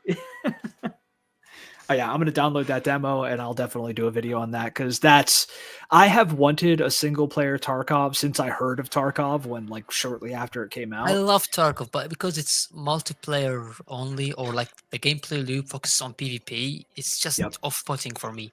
Everything else is great, like they have, they know how to make a video game. The gameplay Yeah. loop is nice, etc. But sometimes, like you can't trust players. They can hack, they can use like cheats and stuff like that, and they make the game not fun. And that's why I play Escape from Tarkov single player mode, if you know it. Yeah. Yep. However, For that- I am more excited for this one because this one is original. This is how it meant to Yeah. be. It's not a mode. It's a perfect game as it is. Have you heard of Forever Winter or The Forever Winter? Yeah, I did. Why? That's also it's basically the same gameplay loop as Tarkov, and it is multiplayer, but it's only PvE. So I think it's it's not well received in terms of like reviews. I'm not sure though. it's I mean, in the earliest of early access. It's effectively an alpha at oh, this that's why. but it's I love the style. It's inspired by the Animatrix episode where the machines fight the humans when the war kicks off, and also I have it Akira. on my wish list actually. Yeah. I am interested in this game, but the thing is, I don't purchase or play games when they are early access. I get that. But there is a demo, but I would love to try the demo. I played it early access. I bought it because the moment I saw this game and looked into the development team, I was like, I'm going to give these guys my money. I believe in them. I like their message. I like their product and their promise. And it needs a lot of work. I'm not going to lie, but the premise is fucking awesome. I wouldn't disagree. I think you're right. The game, it does look original, very original. Yeah, like it's very. that's why I like about these kind of games. You just see one screenshot of this game and you would instantly know it's this game. But other games, because they copy each other so much to the point that you can't distinguish between them. Yeah. Like I always appreciate when, like you said, like you look at a single picture of the game and you're like, that's whatever, that's X or that's Y, and you instantly identify it and cannot confuse it with anything else. That's a good sign for me, and that's this game. Absolutely. Okay, do you guys want me to recommend another game, do you remember like the older games like GoldenEye, or Oh, like yeah. or like Max Payne 1? Yeah. So there's a game made by a Palestinian Brazilian developer, and he mixed the two things basically. It's like Max Payne mixed with like GoldenEye, and the enemy, of course, is you play against basically IOF soldiers, Okay. What's it and called? it's called Fursan Al Aqsa. I think it's FURSAN.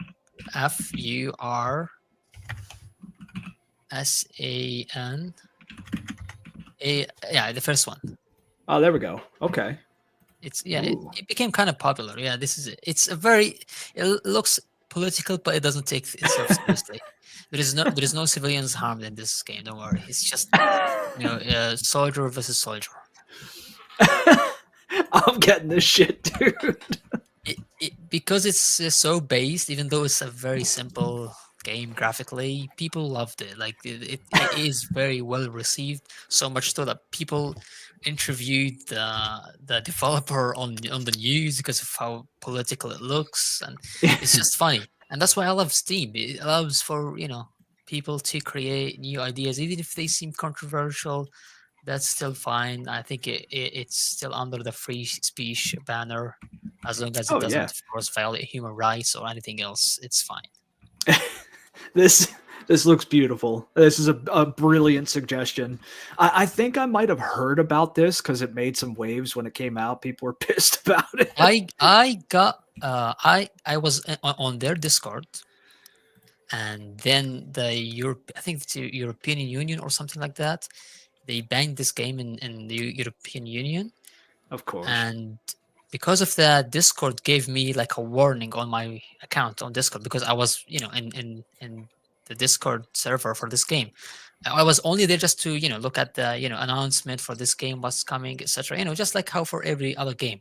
But for Yeah. me, they called me, I think they sent me like a message that I was like coordinating like a terrorist something organization. It was so wild. I was like, what? Discord, really? So one more warning and I lose my account on Discord.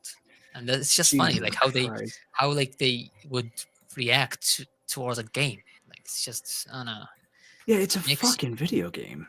Yeah, it's a video game that you just you don't even kill like Israeli citizens or anything. It's just like soldier on soldier fighting. It's like I mean, fair game. And by the way, under international law, even according to UN resolution, it is permitted for a resistance group to, basically resist occupation. So it's not even illegal, IRL. Yeah.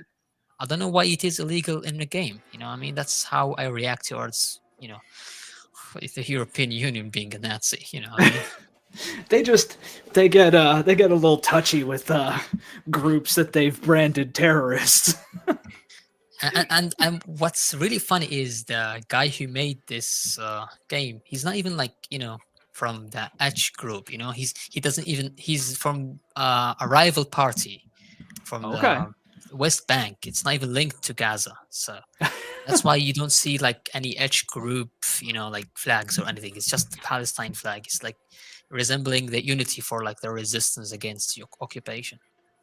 Yeah, generally it just looks more like a general Palestinian resistance kind of thing, not a specific organization. I don't know if you would be able to, cover this game, but if you want to play it on your own, you can. I think we could cover it in a way and do some comedy. You probably can cover it in a like, way as just a formal way of reviewing a game. You don't have to get political, of course. You can just point out the gameplay loop, stuff like that, and how if there's like game bugs or something fishy. I mean, it is janky, of course. It's like it's like Unreal 4 engine game, but it does have a lot of charm that will actually make you have fun playing the game. Oh yeah, I'll be buying this one at some point. I'm going to download the demo for this too. Yeah, remember, it's a Brazilian Palestinian developed game. He's basically Yeah, he's even certified by the Brazilian. Like he's got like a certificate to make this game that it's okay to make it. You know. Oh, I wouldn't care if he was involved in any specific groups. I wouldn't care. I don't care who he's with. It just looks I like a think you're fun game. just based. Yeah.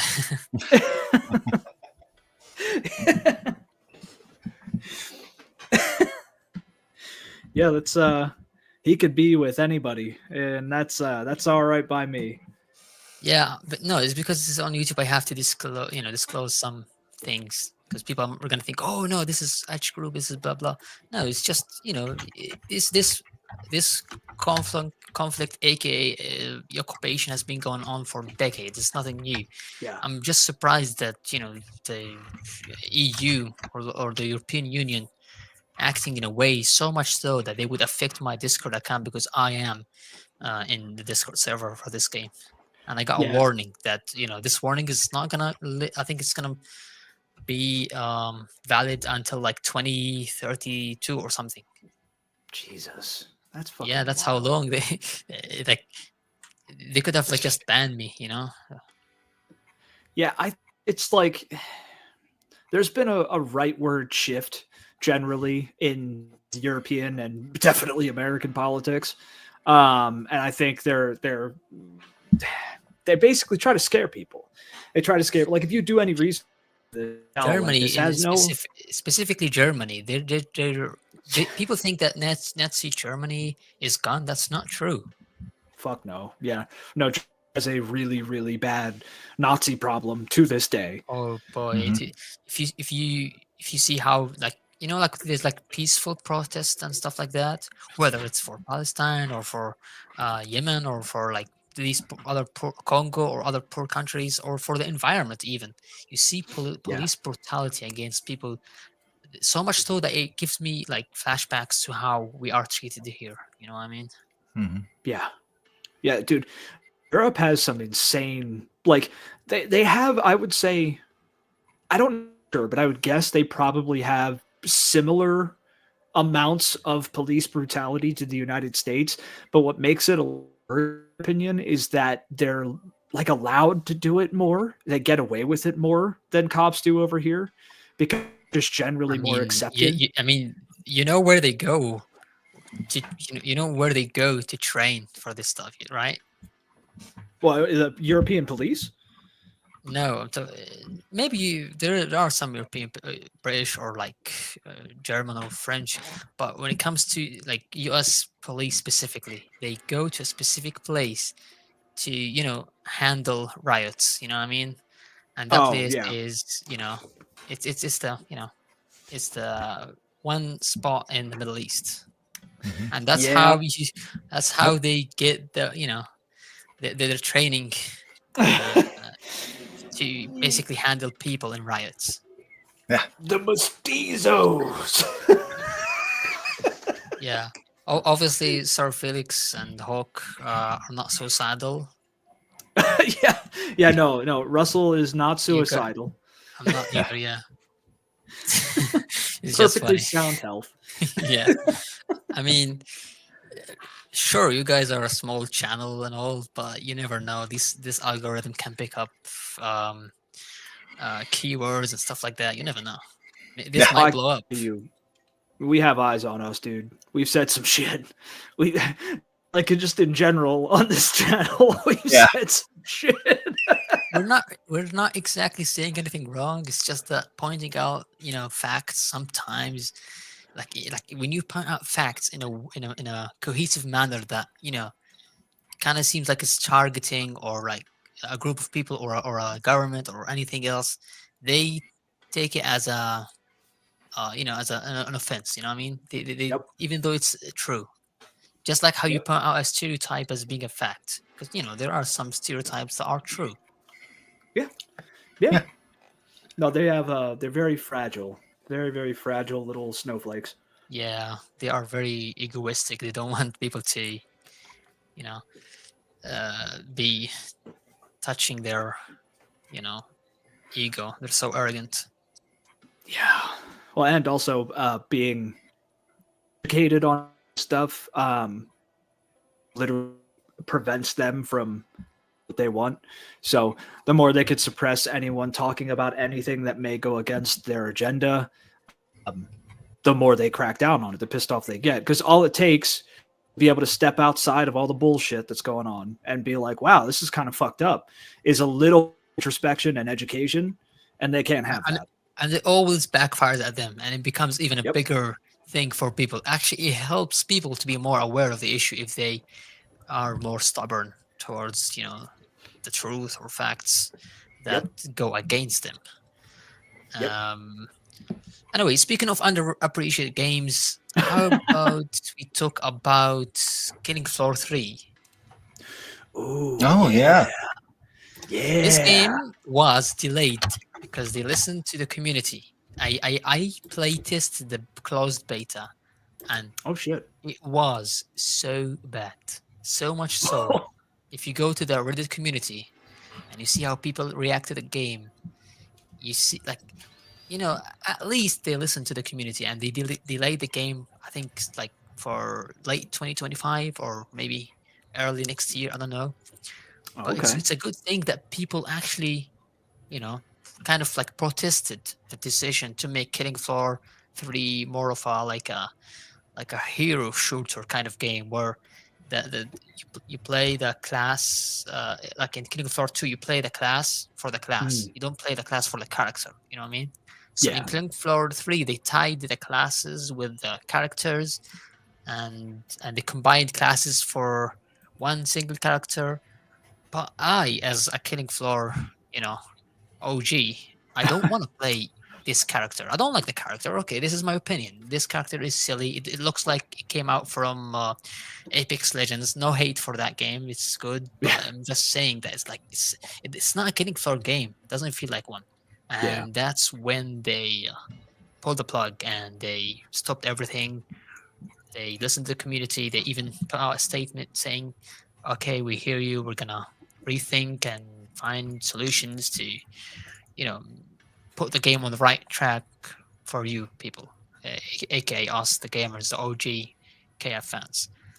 And That's good. Speaking of Killing Floor 3, there's another game that I wish everyone, at least, I mean, it's not out yet, but it looks so interesting.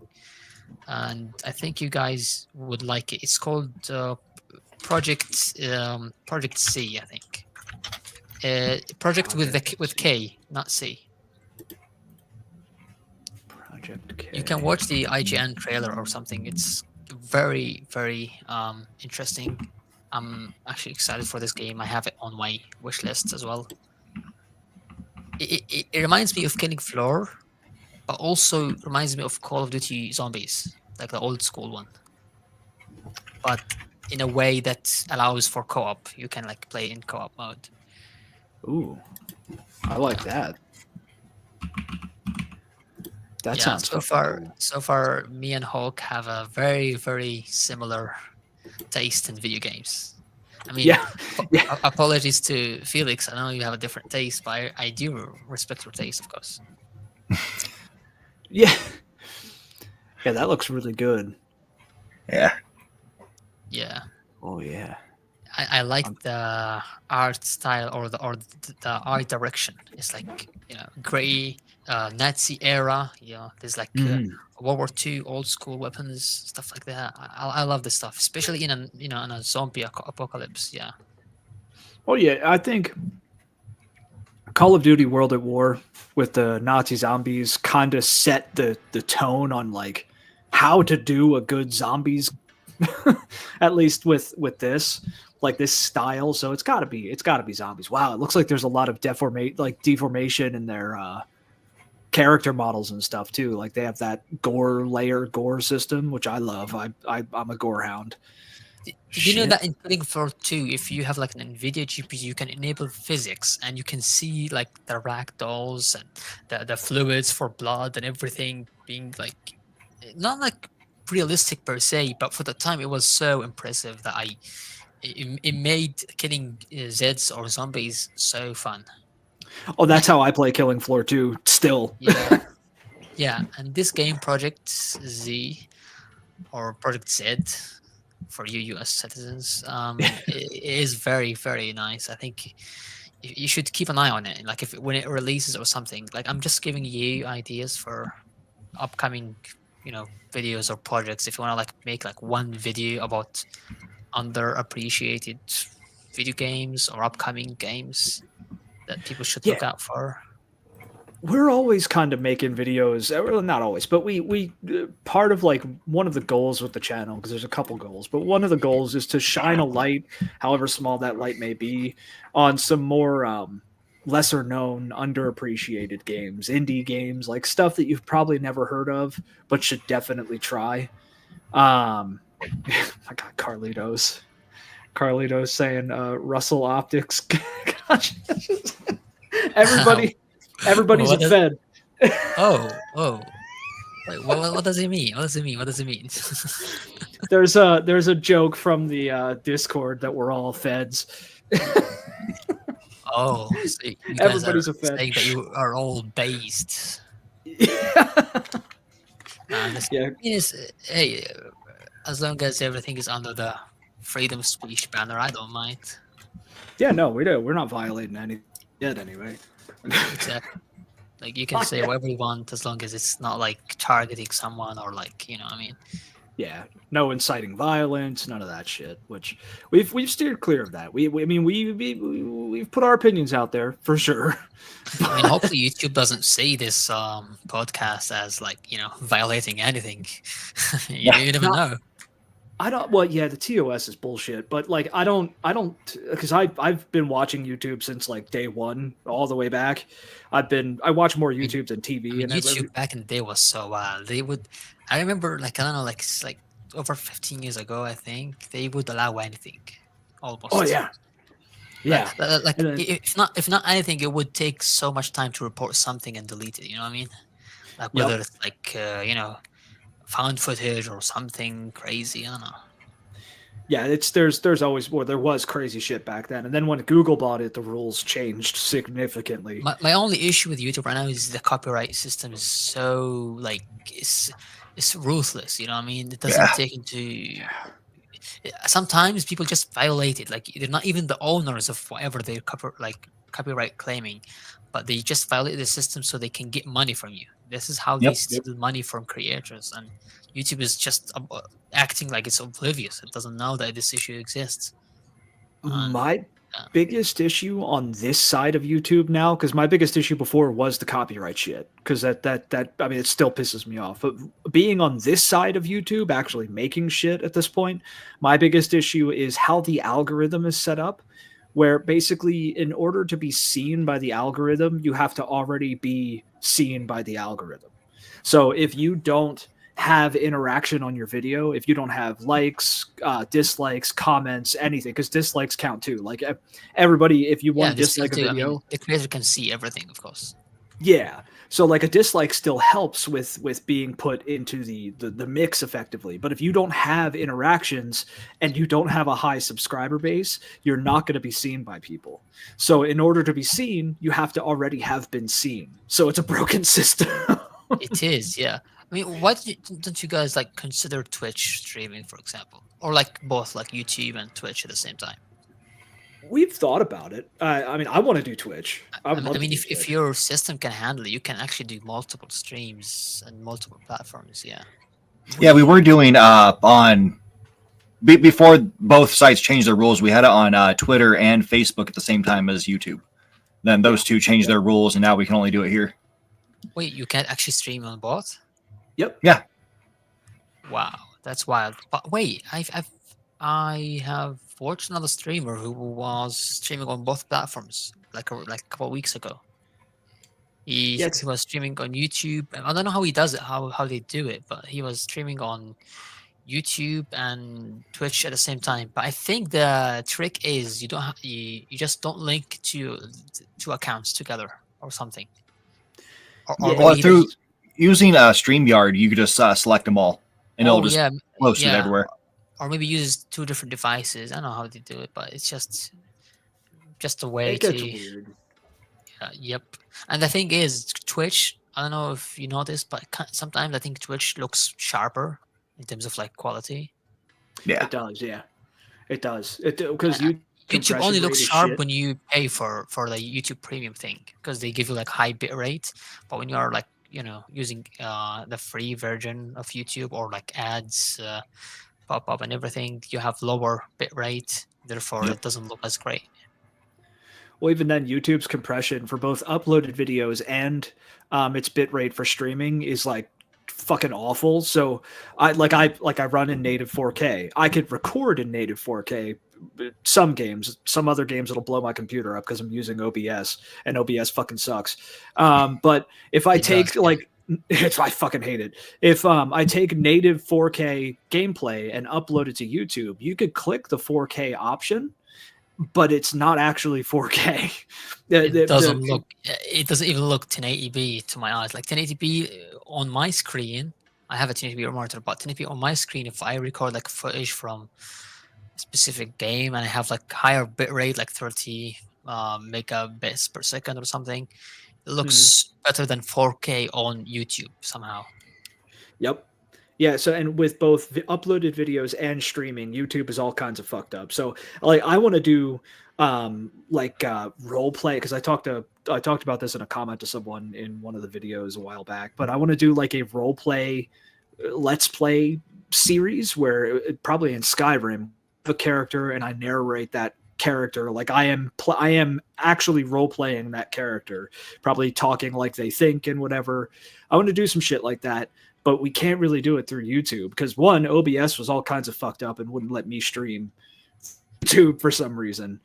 But also YouTube just I kind of remember sucks using with like it. an AMD GPU, and they had like AMD Relive or Relive. I don't know the name, but it was like built-in like recorder for the AMD graphics card where you can actually stream and record stuff, and it was like so easy to like. I mean, it doesn't give you like a lot of like modification in terms of like um the theme for the streaming channel or something. Like you have like it's just like records you and puts your webcam on the corner and that's it. But it was good enough for me, like as someone who like doesn't stream often, you know what I mean? Yeah, no, Nvidia actually just recently put something out that has that too, and I tried it. I tried just the recording part, not the streaming part, and holy fuck, was that terrible, dude! I've No never. offense, no offense. Nvidia is so lazy when it comes to polishing their drivers. So much so that everything. Oh, Can you believe they still have the same control panel from like 2006? I oh think. yeah. No, I hate it, dude. I have Nvidia. I fucking hate them. I'm going to the moment I save up the money to Meanwhile, you have get. AMD. I mean, sure, they're not like the best, but at least they polish their UI for the thing. You know what I mean? Mhm. Yeah, they at least update shit. But no, I Um, hate Nvidia at this point. do you have any game that you could recommend to me that I don't know about, or something that is like hidden under the radar? Um, Let me look. What do you have anything off the top, Sir Felix? I'm gonna look here. I mean, so Uh, far you have an idea about my taste in video games. Yeah. yeah, Hawk's gonna be the better bet for that because I mean, besides Yeah, Sign, Mora, whatever the heck that game is, I mainly play like JRPGs. yeah. Um, It's not that I don't play those. I don't like you can. I have Star Valley. I have like what else? Let me see. On top of I have Bomber Crew, but that's like more of Hawks kind of game. Um. if you're in the private chat, Russell, I just dropped a Steam link to a Yeah. game Okay, one sec. I will check it out. Yeah. I'm by trying to one of think. the guys who helped make Dude, I know this game. It's Brutal already on Doom. my wish list. Oh, okay, okay. Yes, Yeah, see, I Sulaco. told you we just clicked together. Yeah, I have it already on my Um, wish list. Yeah, yeah, Let me see. There's it's probably good. some It's other good. ones. Yep, it's Uh, so good. Maybe you've heard one. I don't know. Hold on. I'm gonna drop another one. It's called. I have a similar game to this one that I already played. Let me pull up the name. One sec, one sec. Here, I just dropped another one too. I got Yeah, games for days, dude. installed locally. Let me check the name because I have it installed, I think. And boop, boop, boop. Sometimes I don't remember the name of the games I play. Same. I have too many damn games. Yeah, I have like over 300 video games. Oh, dude, on Steam alone, I have. Hold on, I need to do some math. Actually, this may take a moment. What do we got? So we got that. Okay, on Steam alone, I have 1 3 9 3 1 8 1 2 8 5. I have 1,688 games on Steam. Oh, okay. You have like 3, 4 times, 5 times the amount of the games I have. I mean, 300 is a lot, but That's a lot. Yeah. 1,600 is a lot. You know, it's like you can just don't like unplug the internet and play those games for the rest of your life and be fine. Oh yeah, no, I stopped buying like for AAA games. I just stopped buying AAA games. I've been going through my backlog and just playing games that I've owned for years and just never touched. Yeah, I'm dropping more in the chat too. What else do we have? Oh yeah, Angerfoot. That is the game right there. I fucking love that game. Got Conscript. That's a really good game. A little bit different. What else? If you like OGs, you've probably heard of this one. Maybe, I don't know. It's like armor shooter type of game, or no, this one is different. It's an RPG. It's a pirate simulator. If you're interested in that, it's fucking awesome though. It's Sea Dogs basically, if you're familiar with that. What else do we have? I got too damn many games, dude. it's not that I'm trying to buy new games. It's just that I want to add some stuff to my wish list. Just so in like Steam summer sale or something, I buy whatever I have on my wish list. You know what I mean? Oh, And yeah. that's how I do it. Yeah, my wish list, I have like thousands of games on my wish list. And at this point, I'm just buying on like summer and winter sales. That's it.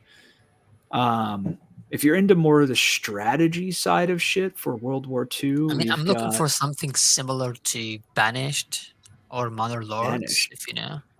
Oh, yeah, I know Manor Lords. Okay, hold on. Wait, you don't know Banished? Okay, you could No, I know Banished too. I know of Banished. course. It's like a Hold legendary on. game. There's so similar to Manor Lords. It's not super realistic like Manor Lords, but I am of I don't play those games for their realism aspect. It's just like, you know, it's like I want like a chill, laid back experience where I don't worry about like fast reactions or anything. You know, it's like you listen to music and you just build cities and take care of the population, stuff like that. check out the last one I just posted. That one has me real excited. I haven't played that one because I don't have the money to buy it at the moment. But that one has me very excited. Let's see. For city builders, let me go through here.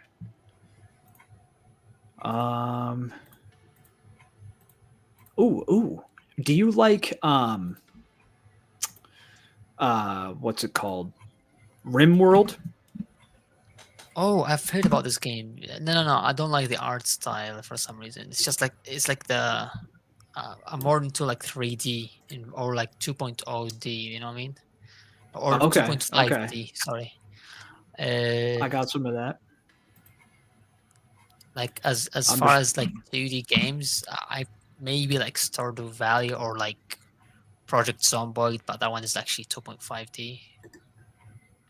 Well, I'm going to drop one in here that is not as stress-free as you may be looking for, but it's way deeper than it looks on the surface. And if you haven't played it before, you should get that above every other one. Kenshi? God, yeah. Yep. That is the game. Wait, I do have this one. Yeah, I have it already. What else we got? I have Kenshi. It's already in my library. I haven't played it though, but it is like, you know, I can install it and just play it. Yeah. Oh, dude, you have to play Kenshi. Sir Felix can also I vouch for that. I heard great Yep. things about this game. The reason why I didn't play is because I know I'm gonna be addicted to it. You know what I mean? Yeah. It's like I'm trying to wait for the right time where I don't where I have like free time and not to worry about like scheduling and etc. Ooh, here's another chill one. Hold on. You might have heard of this one though, and it's not top down, but it still has like it's a cottage city builder, like a town builder. I'll drop that in there. The rainfall. Yeah, Rainfall's pretty fun. Yeah. Oh, it looks like yeah, it does actually kind of look like Banished, but like more simplified, like flat textures. Yep. Yeah. This is more. This is what I'm talking about. This is what I'm looking for, actually. Yeah. I will. I will take a look at it. Wait, I already have it on my wish list too. What the hell? I think I just forgot. Like I forgot why I've. If you look at my wish list, I mean it's private, but it's like I have like hundreds of games on there, and I just wait for the right time for like when the game is on sale, like 50% or more. I just grab it. You know what I mean? Oh yeah, that's what I'm doing at this point. Yeah, I know about There's- medieval dynasties. You can have babies and shit. Yep. Have a whole ass dynasty. Oh, That's we got this one is a little more abstract. Like I don't have. I have played the demo for this one. It's good, dude. It's really good. Yeah, but reason why I'm not buying this now is because it's still in early access. Manor Lord, it's the only like early access game that I purchased immediately because the gameplay loop was like good enough that it's like they can just add more content and I would still play it. Meanwhile, yeah. this one, yeah. Meanwhile, that one is still like really early access. That it still needs a lot of like more time in the oven to be cooked. Per Aspera is a Mars terraform city builder that takes place over the entire planet. It's fucking awesome. It's a little more abstract, but it's awesome. Wait, this kind of reminds me of Red Alert 2, but on a little bit. Yeah, but this one is like on a planet scale. And there's no. Planet, yeah. Well, there's some combat, but it's focused on the city / terraforming aspect. That's like the number one primary focus. There's a little bit of combat because you're fighting like bots and shit. But yeah, this is the majority of the game. And then there's Settlement Survival, which is really, really, really good. Oh, I have to check this one. Yeah, I have to. Let me see. Yeah. Yep, I'm gonna add this. Like from the first screenshot, I can tell I'm gonna enjoy this. Like as soon as I see rivers and I see snow and like weather and stuff like that, this is what I'm looking for. Oh, hold on. There's another one that I think you'll like. Hold on. I'm gonna be honest. These old games are all inspired by Banished 100%. Yep. Oh yeah. Let me find this other one. I have it. I can't think of the name of it, but I'm in my city builder section, and I'm like 90% sure you'll love this one. Hold on. Fuck, what's it called? Founder's Fortune. No. Is it Foundation? Oh, there's two. Hold on. There's two that I'm going to put in here that I'm pretty sure you'll like. I mean, at this point, you're just spoiling me. Dude, anyone who asks for games, I got games, dude. Yeah, I have I mean, you have over 1,000, of course. Over 1,500. All right. There's that one. And then this one, the next one after this that I'm going to put in here. So Foundation is fucking awesome. It's deceptively complex. And you don't, like, you actively build certain things, but most of the stuff you just kind of designate area for your people to build and they build it naturally and you grow your city and everything. This last one that I just put in here, though, that's actually more laid back than I need. You know what I mean? If like, yeah. Okay. The farthest. Yeah, I know this one. I know this one. I'm planning to.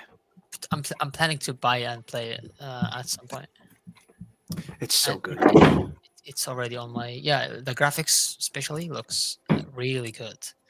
Yeah. I mean, not as good as Manor Lords, but still like it's like do you remember like the pre-rendered like 3D 2.5D games like back in the old days? Yeah. Yeah.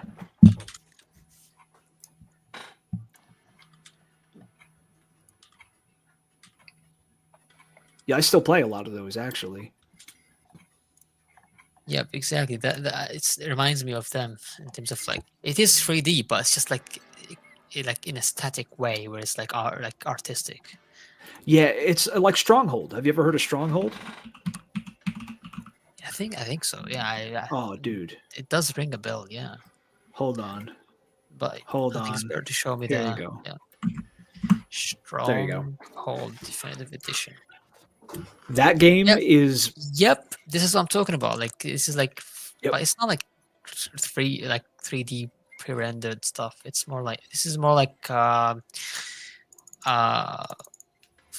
pixel art, I think. it's sprites. It's all sprite based. Sprites, yeah.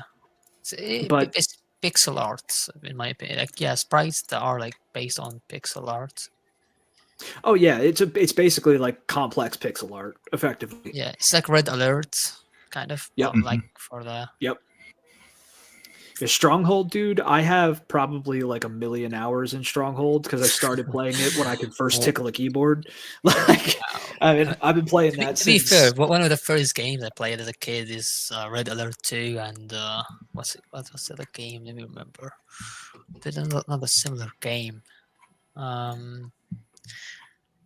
But yeah, it's like RTS games were so popular back then because Oh they yeah. didn't require a lot of like like you can run it on a potato PC basically, and it would be fine because it's just like 2D art and it's like Yep. easy on the system. Yeah, dude. It's dude, I even have games that don't exist on Steam anymore. Like I have games that don't even have Steam pages. What else You're do gonna we have? okay, I'm gonna link a game that is from I think it's from 2003 that you might like a lot.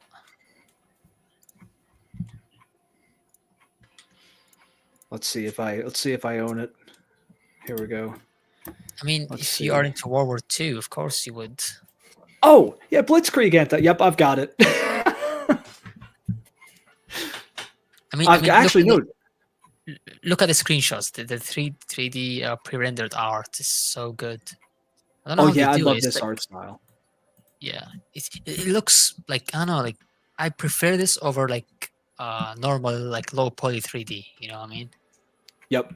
Yeah, well, there's something timeless about it, I'd say. Yes, it's like from 2003, and it looks like this game could come out today with a modern UI and it would still like hold up basically. I'd buy it. I'd Yeah. buy it if it came out today. Dude, there are 2025 RTS games that look worse than this. Yeah. 100%. Like there are so many lazy slop RTS games that somehow people are buying and playing that look much worse than this. I don't get it. I just don't get it. Also, there's I think the third one is I think it was released recently. I don't know which year, but it's like a remaster of this, but with like 3D graphics. But I prefer this over that, even though that one looks modern. I think. Wait, Well, like- I'm gonna give you the link 1 second for the remaster or the third installment. It's like A $10, lot of I think. these But yeah, yeah, I Here mean, it a is. lot of these Blitzkrieg 3, right? Oh Yeah. yeah. I think you Yeah. could do it. It's like modern take on the genre, but Yeah, I mean, it still looks good. Don't get me wrong, but I think people are mad because maybe because of the historical inaccuracies or something. I don't know. I Well, haven't for looked this into it. kind of gameplay, I play like Men of War. That's like Men of War 2, Men of War Assault Squad.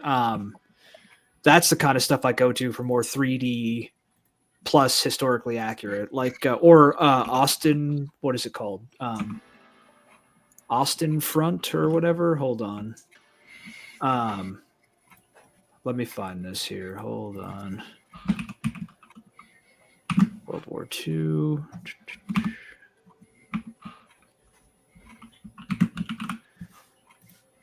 It's Hell something. Not Hell Let Loose though.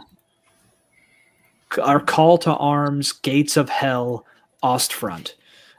This is the kind of shit that I go to for more modern and accurate World War II strategy.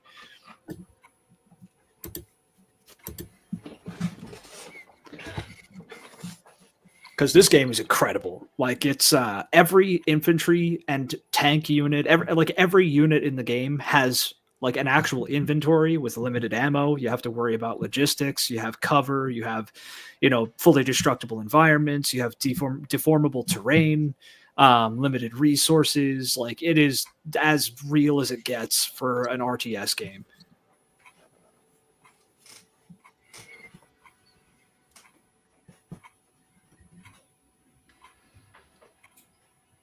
And you can mod the piss out of it. Yeah, the thing is, I have it on my wishlist already, but I'm surprised that I haven't purchased the game yet because maybe it doesn't go on sale much. I'm not really sure. I don't think it does, if I remember right, because I waited a long time to buy this one too. Yeah, like I mean, I'm not saying it's expensive. It's just that I just buy games when they're on sale. That's it. Yeah, I mean, it's $35. It depends on perspective. Like right now, for me, $35 is fucking expensive. Yeah, it is because, and this game has already been out for 4 years. So yeah.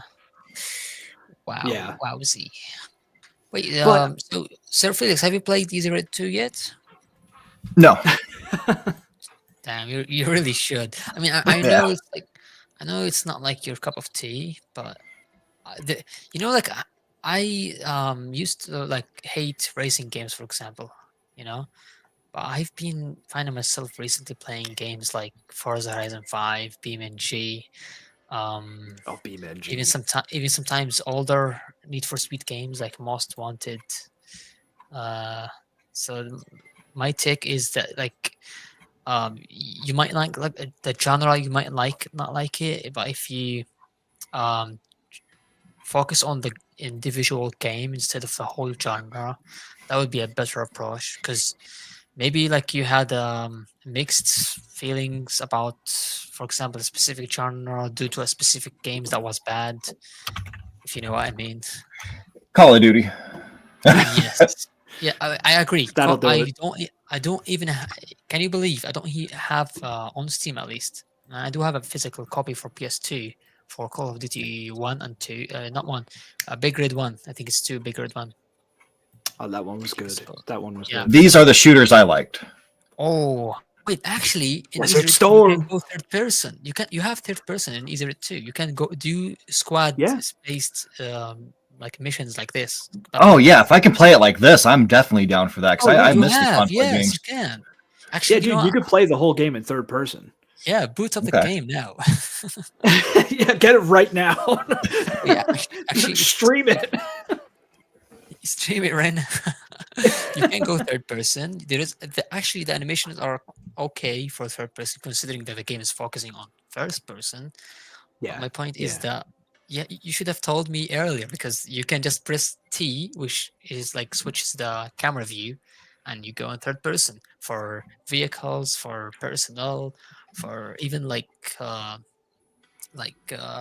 aircrafts and everything can be played from third person. When I do tanks, I play almost exclusively in third person, unless I'm shooting. When I'm shooting, I go first.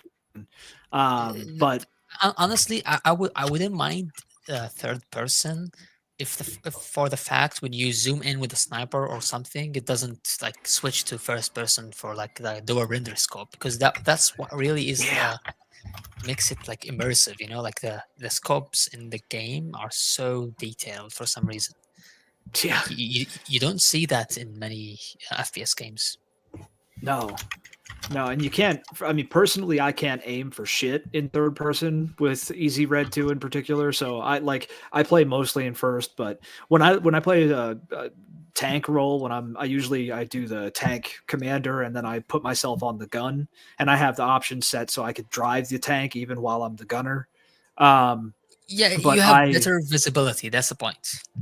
yeah, you have better visibility, and plus you're the guy with the If you SMG. want If shit goes south. immersion, actually, if you want immersion, like you can start, like you can create a server, and you can actually disable third person. Like you can make it hardcore. You know how like in Daisy there are servers that allow only first person and stuff like Yep. that. Yeah, for like PvP purposes, maybe first person is like better. But since the game is sandbox, you can tweak it however you want. So, Sir Felix, the game is for like I think it's for everyone, even you. It also is the first game, which is something I've always talked about. So there's always this Nintendo tax where you have to pay more to play a Nintendo game. It is $8 on Switch and $9 on Steam. This is the first time I've ever seen that, where it's just standard cheaper on Nintendo. Well, that is mind blowing. That's because the game actually on Steam was for $5 in early access. Then it was released, and I think late 2021. I think he raised the price from $5 to $8, and then released the Nintendo Switch with a fixed price of $8. Then after a couple of years, I think he just raised the price to $9, which is fair because let's be honest, he's got like a set of like team to pay money for, like they're hired to do stuff. Oh, did Hawk leave? Oh, he might have dropped out for internet. I turned my head and he probably cut out. His mic sounded like it was cutting out every once in a while. Oh, hopefully he comes back. I mean, I still have more time. Yeah. Wait, how long do you guys usually like spend time on? Our longest episode, I think, was 2 hours 40 minutes or something like that. So yeah, it just depends. I mean, if you're having fun, then why not? Yeah. Yeah, I would love to like hear your input on the game because you can actually go in third person. You can play any role you want. It's like you can play like a squad. Everyone has a role. You know, it's similar to like the game you showed me. Wait, what's it called again? I think I played it before. I think it's like Sandstorm something. Oh, Conflict. Any of the Conflict games. There's a few different ones. Yeah, yeah, this Desert Storm. Yeah. This is the one I played. This is the one in, I think was it in Iraq or something? I don't know. I think this one was. Yeah. So this one, it was ahead of its time because you had like AI teammates. You could play it together. I think a AAA studio should remake this game and make it like co-op where you can play with friends. You know what I mean? That would be awesome. Yeah, like why wouldn't anyone do this? Like this would be like very successful in my opinion. Yeah. Yeah, and they were solid games. Each one of them. They had Desert Storm. There was I never played Global Terror, but Vietnam and Denied Ops were both good. Yeah, I played most of them. I think I also played Conflict Desert Storm 2. There's also this one where you could go in first person. I forgot the name of. Like when you aim, it was like you could aim in first person. I don't know how. I don't know which one, but it's just from memory from playing the Conflict. I think that was this. Yeah, it was Denied Ops. Wait, yeah, isn't this like co-op or like split screen or something? Yeah, it did have split screen. Yeah, all these were co-op, couch co-op. Yeah. They were great for console. Yeah, I played them on PC. The thing is, like, they are not well received in terms of like reviews for Yeah, some reason. Even though back then I remember them being like really good. yeah, yeah. This is the one I spent the most time on was Vietnam, and it's just hated. Yeah, I don't know why. I guess maybe because of I think it was ahead of its time, you know, the idea of having a squad to and like and most people back then wanted like a more casual experience because here you have to worry about your squad mates and stuff like that, and it was like Yeah. kind of like annoying for people. I don't know, because people were used to like Max Payne or Call of Duty or stuff like that, where you are like just one man army. Yep. But in Israel too, you're not a one man army. I think you just if you die, you switch to the next member and you try to survive as a squad. And if you die, you choose another squad, whether it's a tank or whether it's a aircraft or on foot. I really like that feature where when you die, it shows like your date of birth, date of death, and then it switches over to your next character. I always thought That's that was a actually pretty cool inspired. thing.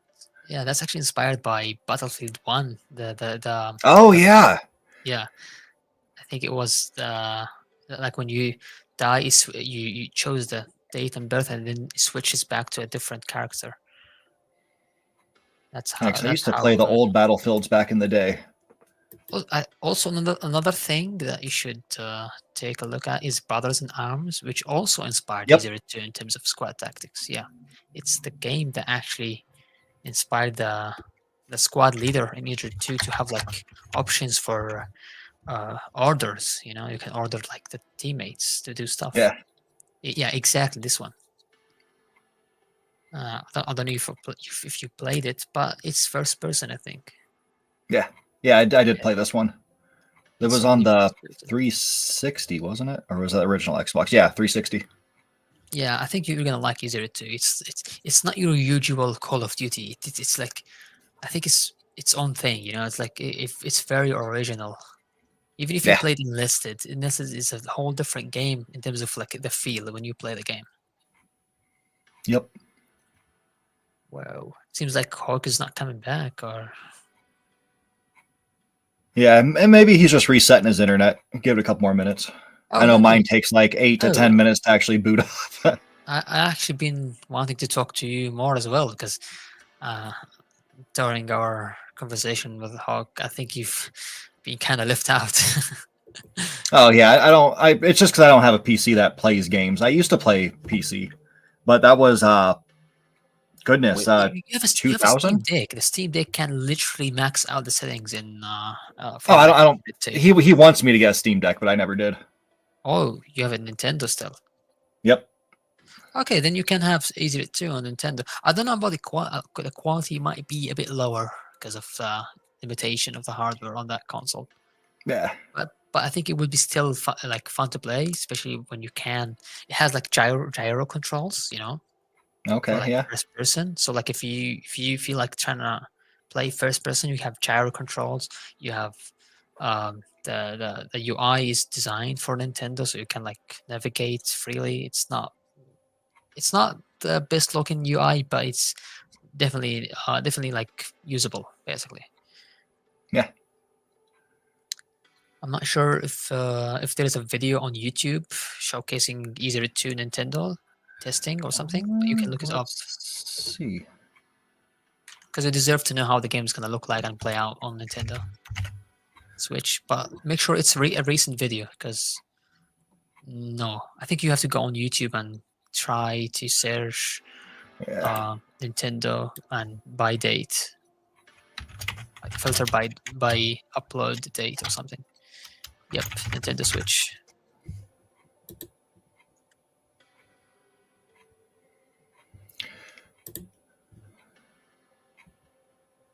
Let's see.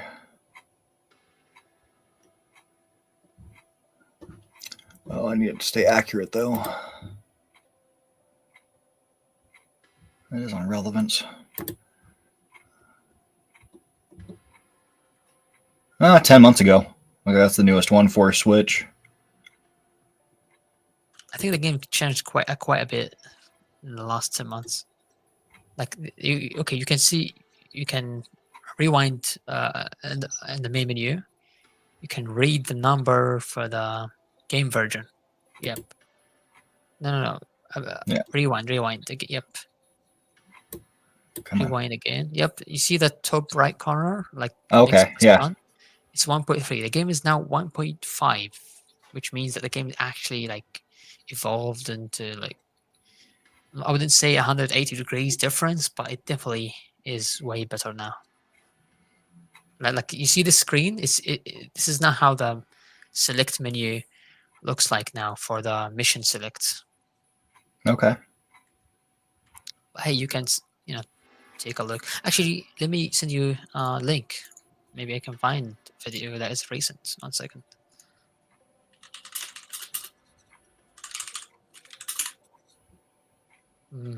Okay, maybe I would find one that's kind of recent.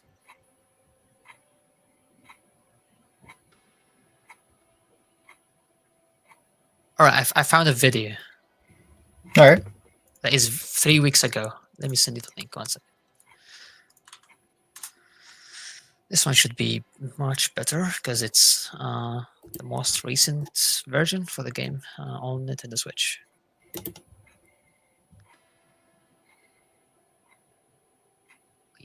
Is that even true? 1 second.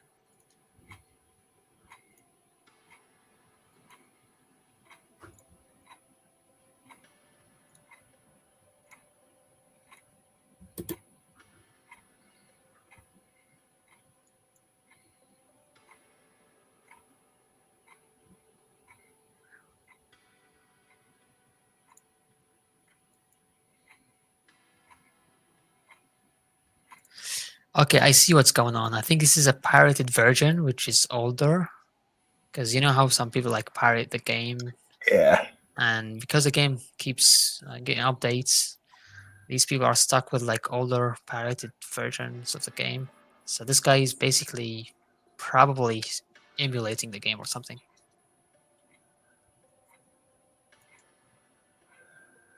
But you can see it looks kind of good for a Nintendo title. Yeah. Like a Nintendo Switch title, yeah. And too bad he's not playing it in third person to showcase the game. Yeah, I wonder if he does it at all. Yeah, it doesn't seem like he's gonna play in third person. But you can see how the game is gonna play out. I mean, it's 8, but hey, welcome back, Hawk. Oh, yeah, thank you. The fucking internet. Is it like 5G or something? No, it's just on the other side of the house. And Wi-Fi. we can't upgrade it yet. So we just moved rooms because we're working on the house. It's a whole thing. So Yeah, you need like Wi-Fi repeaters or something. Yeah, Yeah, we're I've been gonna talking upgrade to Sir Felix about the game being like third person and you can play it on the Nintendo Switch, etc. Mhm. We're struggling to find like new footage of like Nintendo Switch gameplay for the game because the game is like 1.5, like version 1.5. But in this video we're watching right now, it's version 1.3. Let me see.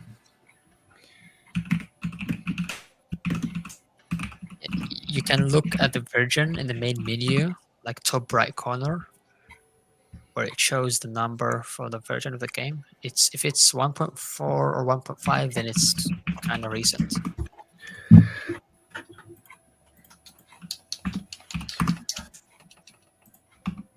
Do you usually like review games or something on the channel, Felix? Yeah, I've done a couple just for games that have like recently come out. Like at the time, one of my favorite games is Skies of Arcadia, game that came out for Dreamcast and then for GameCube.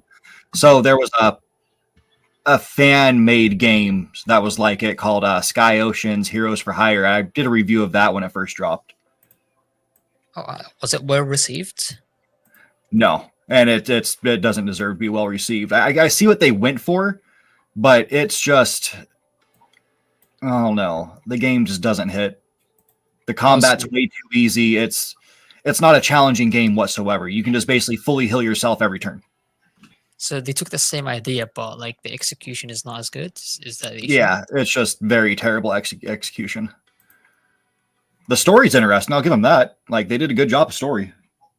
Would it easier to be like kind of a game that you would dive into in terms of like not necessarily a review, but like talking about it or something because it's on Nintendo Switch? Yeah, I would cover this on Switch to show people how it is for the system. Yeah, because there is not like a lot of footage about this game on the Nintendo Switch. Most people who would show like upload footage on Nintendo Switch about this game is like pirated versions where they emulate the game. Yeah, Because you can get like like pirating is so easy now that people just get ROMs of Nintendo games and put emulate them on PC or yeah. even the Steam Deck because the Steam Deck is actually powerful enough. And of course, don't blame me if like Nintendo lawyers knock on your doors tomorrow for talking about this. I can't find any gameplay outside of this Eastern European guy who clearly pirated the shit.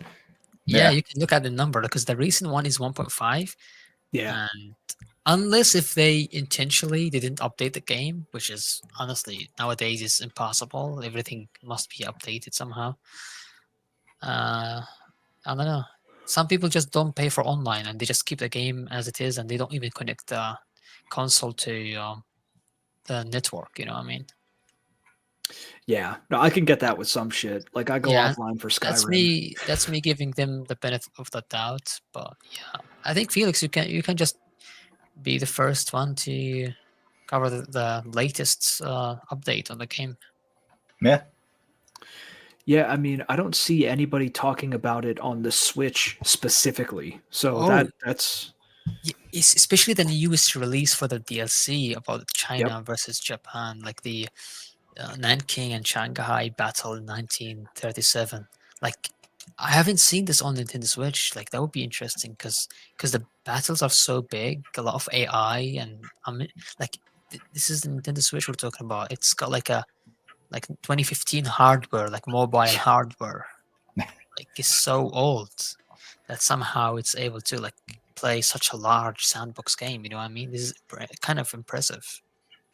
Yeah, that's an easy video with probably a good amount of views if you do like a From a Switch technical, exclusive yeah, review. you can make it like a technical point of view where like how is the Switch, running this big uh sandbox battle simulator, something like that. You don't have to put the name easier 2 every time. You can just show a screenshot of a lot of AI or something and give like like a clickbaity title, but it's true. But it's true because of how like insane it is. That it's like the game is running.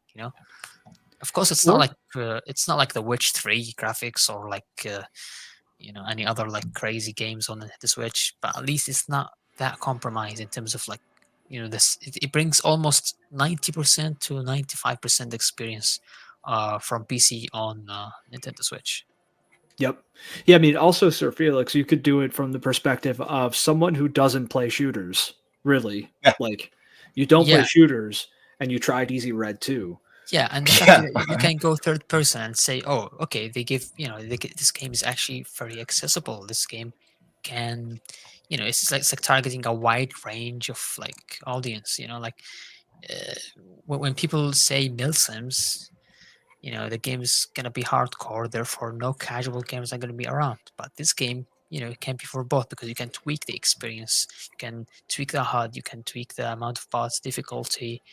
You can even lower the amount of bots to make it feel like a conflict desert storm type of experience.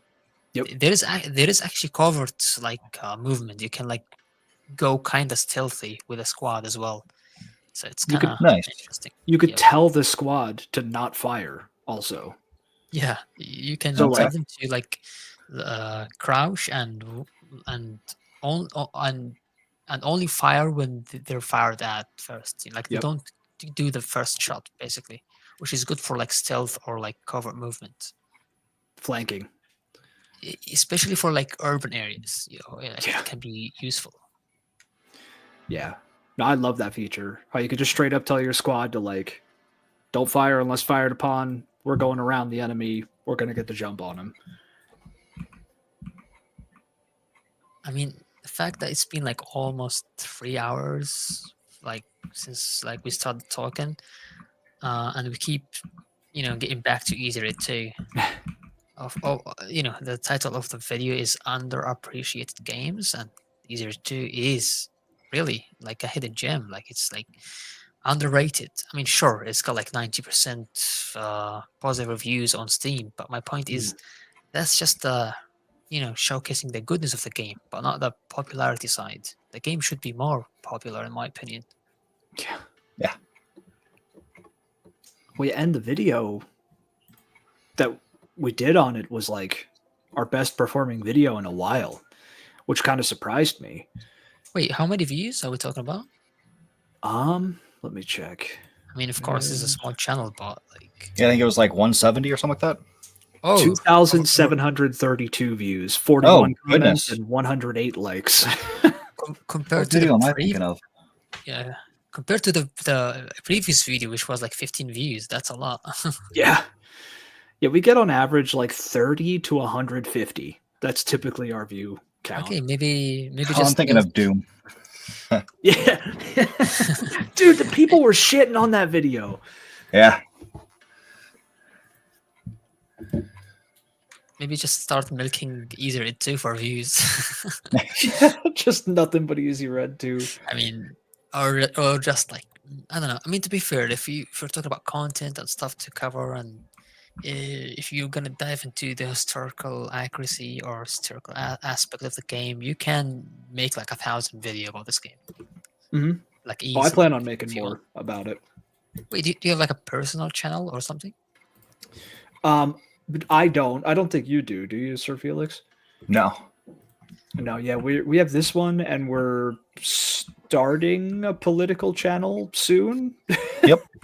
But no, and what's no your personal channels.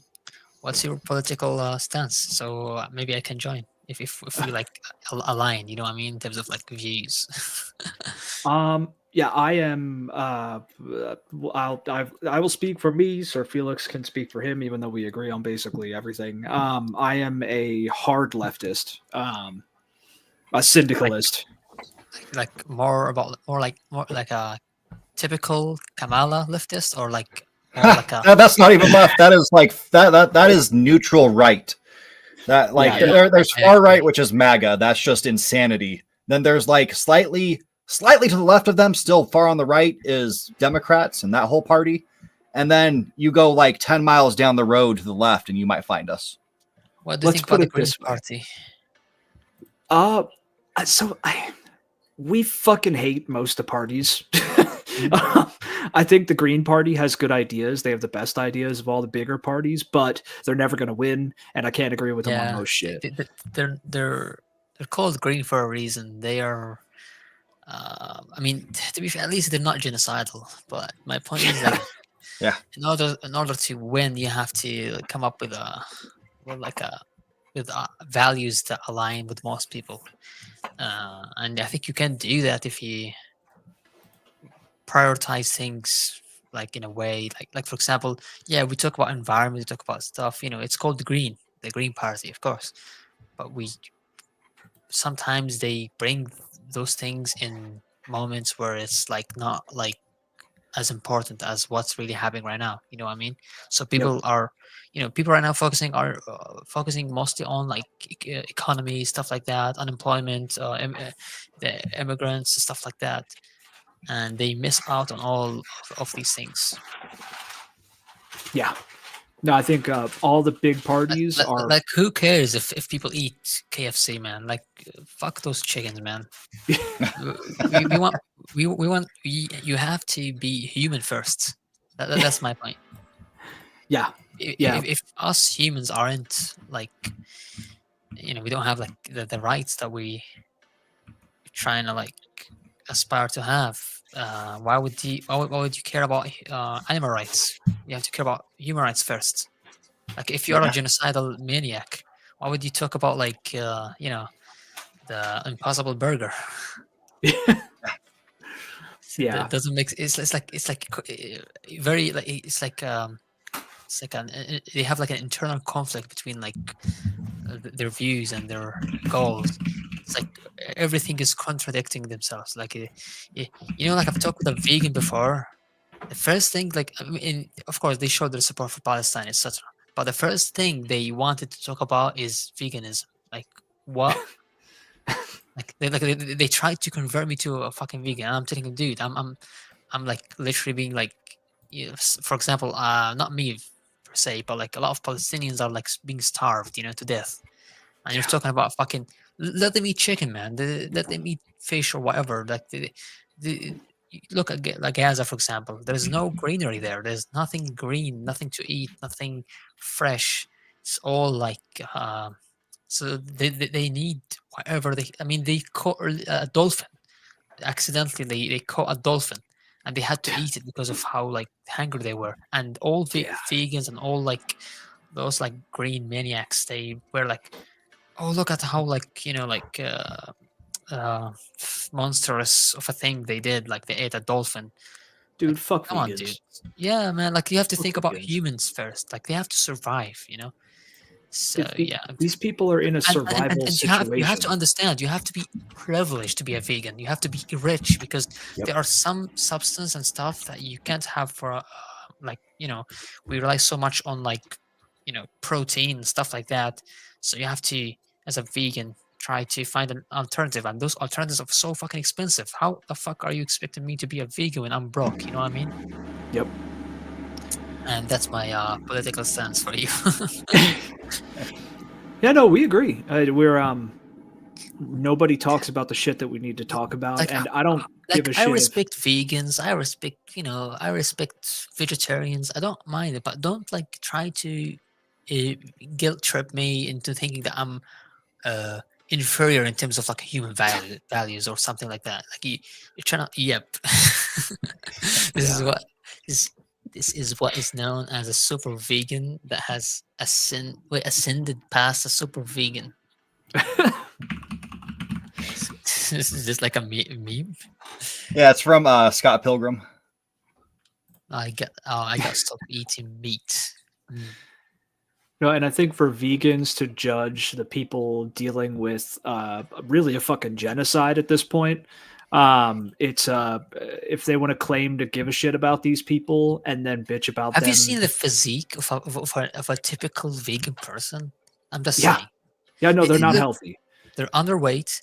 They barely like sleep. Their eyes are like looks like they're gonna like pop out. They don't look healthy, even though they tell us that veganism is healthy or whatever. Of course, there are like celebrities who are vegan and they look healthy, but that's because they are rich. They have alternatives that they can use that are not accessible for normal people, or like they have mids. Actually, half of their diet is actually mids to like counterpart their compromise on being a vegan. Yep. Yeah. No, I don't give it. Like science has told us that if you have a vegan diet, you're unhealthy. You're prone to a bunch of shit. Like it is not a healthy diet. Yeah, what's really pissing me off is that we do it because it's the moral thing to do. Dude, No. when you prioritize a chicken over a human being who's starving, how is this moral? you get my point? Like oh yeah. How about we solve like world hunger first before we think about fucking veganism? Yeah. It's just that it's not the right time to think about. You can be green. Yes, you can like be like aware of the environmental like issues, but you can't just like do it so much so that like you compromise your health. Like that doesn't make sense. Yep. Imagine if everyone is vegan right now. I think humanity will not survive like past 60 years. Probably not. People would. I mean, sure, people would be like skinnier and maybe like nobody would be like fat or whatever. But at the same time, they would be like underweight, and everyone is like nobody would be able to like lift like or do like labor or anything. You know what I mean? Yeah. Imagine doing labor like construction work as a vegan. Oh, they'd die. They would die. Like, I mean, most vegan people I've met or talked with, they're so privileged. They're either rich or like they're so spoiled, and they just like, I don't know, they just think of the world as a game. You know, like they think, oh, Mhm. we can do this or that. We can stop eating meat and everything will be solved, as if it's like the only issue. Yeah, they're usually very entitled. Entitled to the point that they treat you as someone who's like evil. Damn, you're worse than Hitler. You eat animals. They have souls or whatever. Even though, like, I mean, if you're gonna bring religion as well, or religions permit like eating animals as well. Yeah. If you are a vegan and religious, you're literally just like, like it's basically a comedy sketch at this point. Yeah. Yeah, I mean, every religion, like some religions, obviously exclude certain animals, but all religions are fine with at least eating most animals. So, I mean, Indians are vegetarians, but at least they eat like eggs and stuff. Like they have a source for protein, and yeah. there's something that Mhm. I can respect. Minus worshipping the cow part. I mean, Yeah. like let's not talk about that. But you get my idea. You being vegetarian is okay, but vegan is. I think it's like to me, it comes out as a modern ideology more than a diet. You know what I mean? It's like they Yeah. have an agenda against people who eat meat. Oh, yeah. I mean, they're even against vegetarians.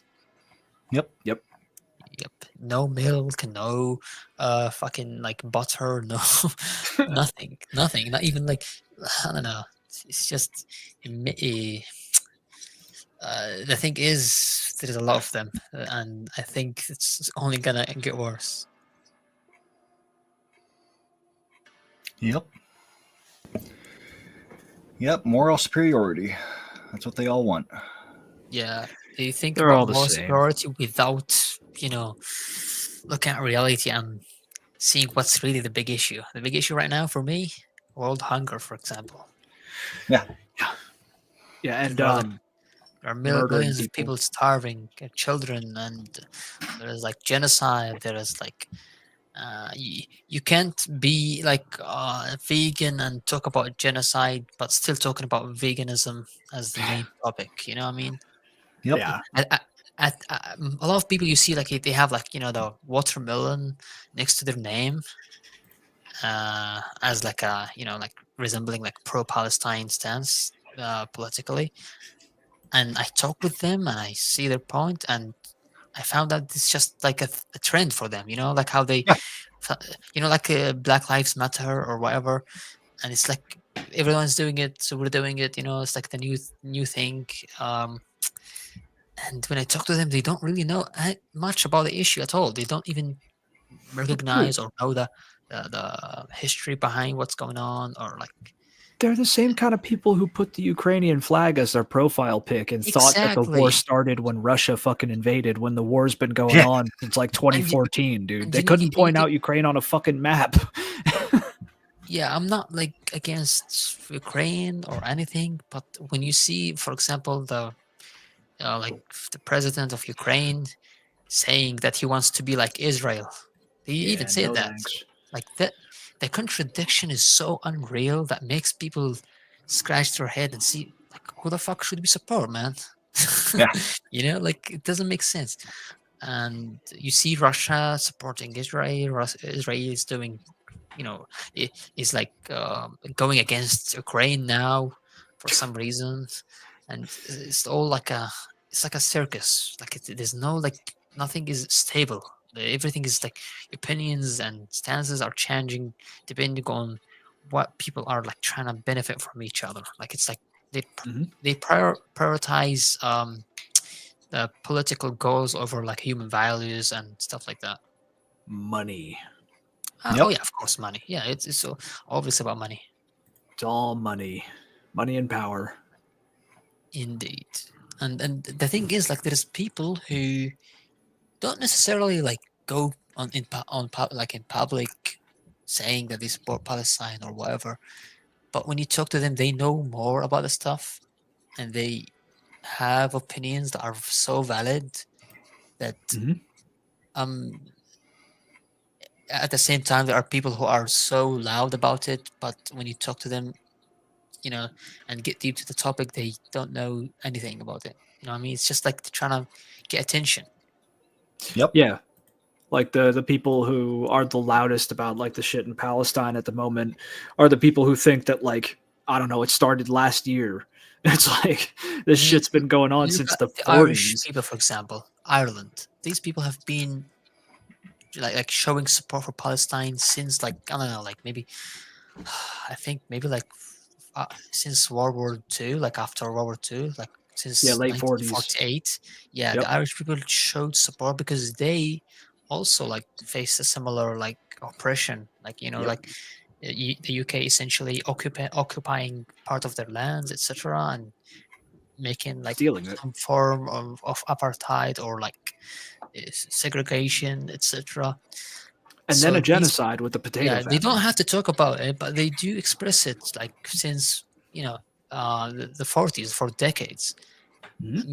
Meanwhile, you see people for the first time just talking about this stuff, even though it's been going on for decades. You know what I mean? But they talk about it because it's become a trend now. It's become Yep. something that everyone's talking about. So now it's like, oh, I have to get some, like, especially if they want to be like a political like person or something, they jump on this and they start to talk about Palestine because most people align their political views with Palestine because you have to be human first before anything, obviously, Mhm. and that's how you get a lot of attention. And then Yep. eventually they mess up and they see something that is contradiction to what they first announced when it comes to like their stance on Palestine.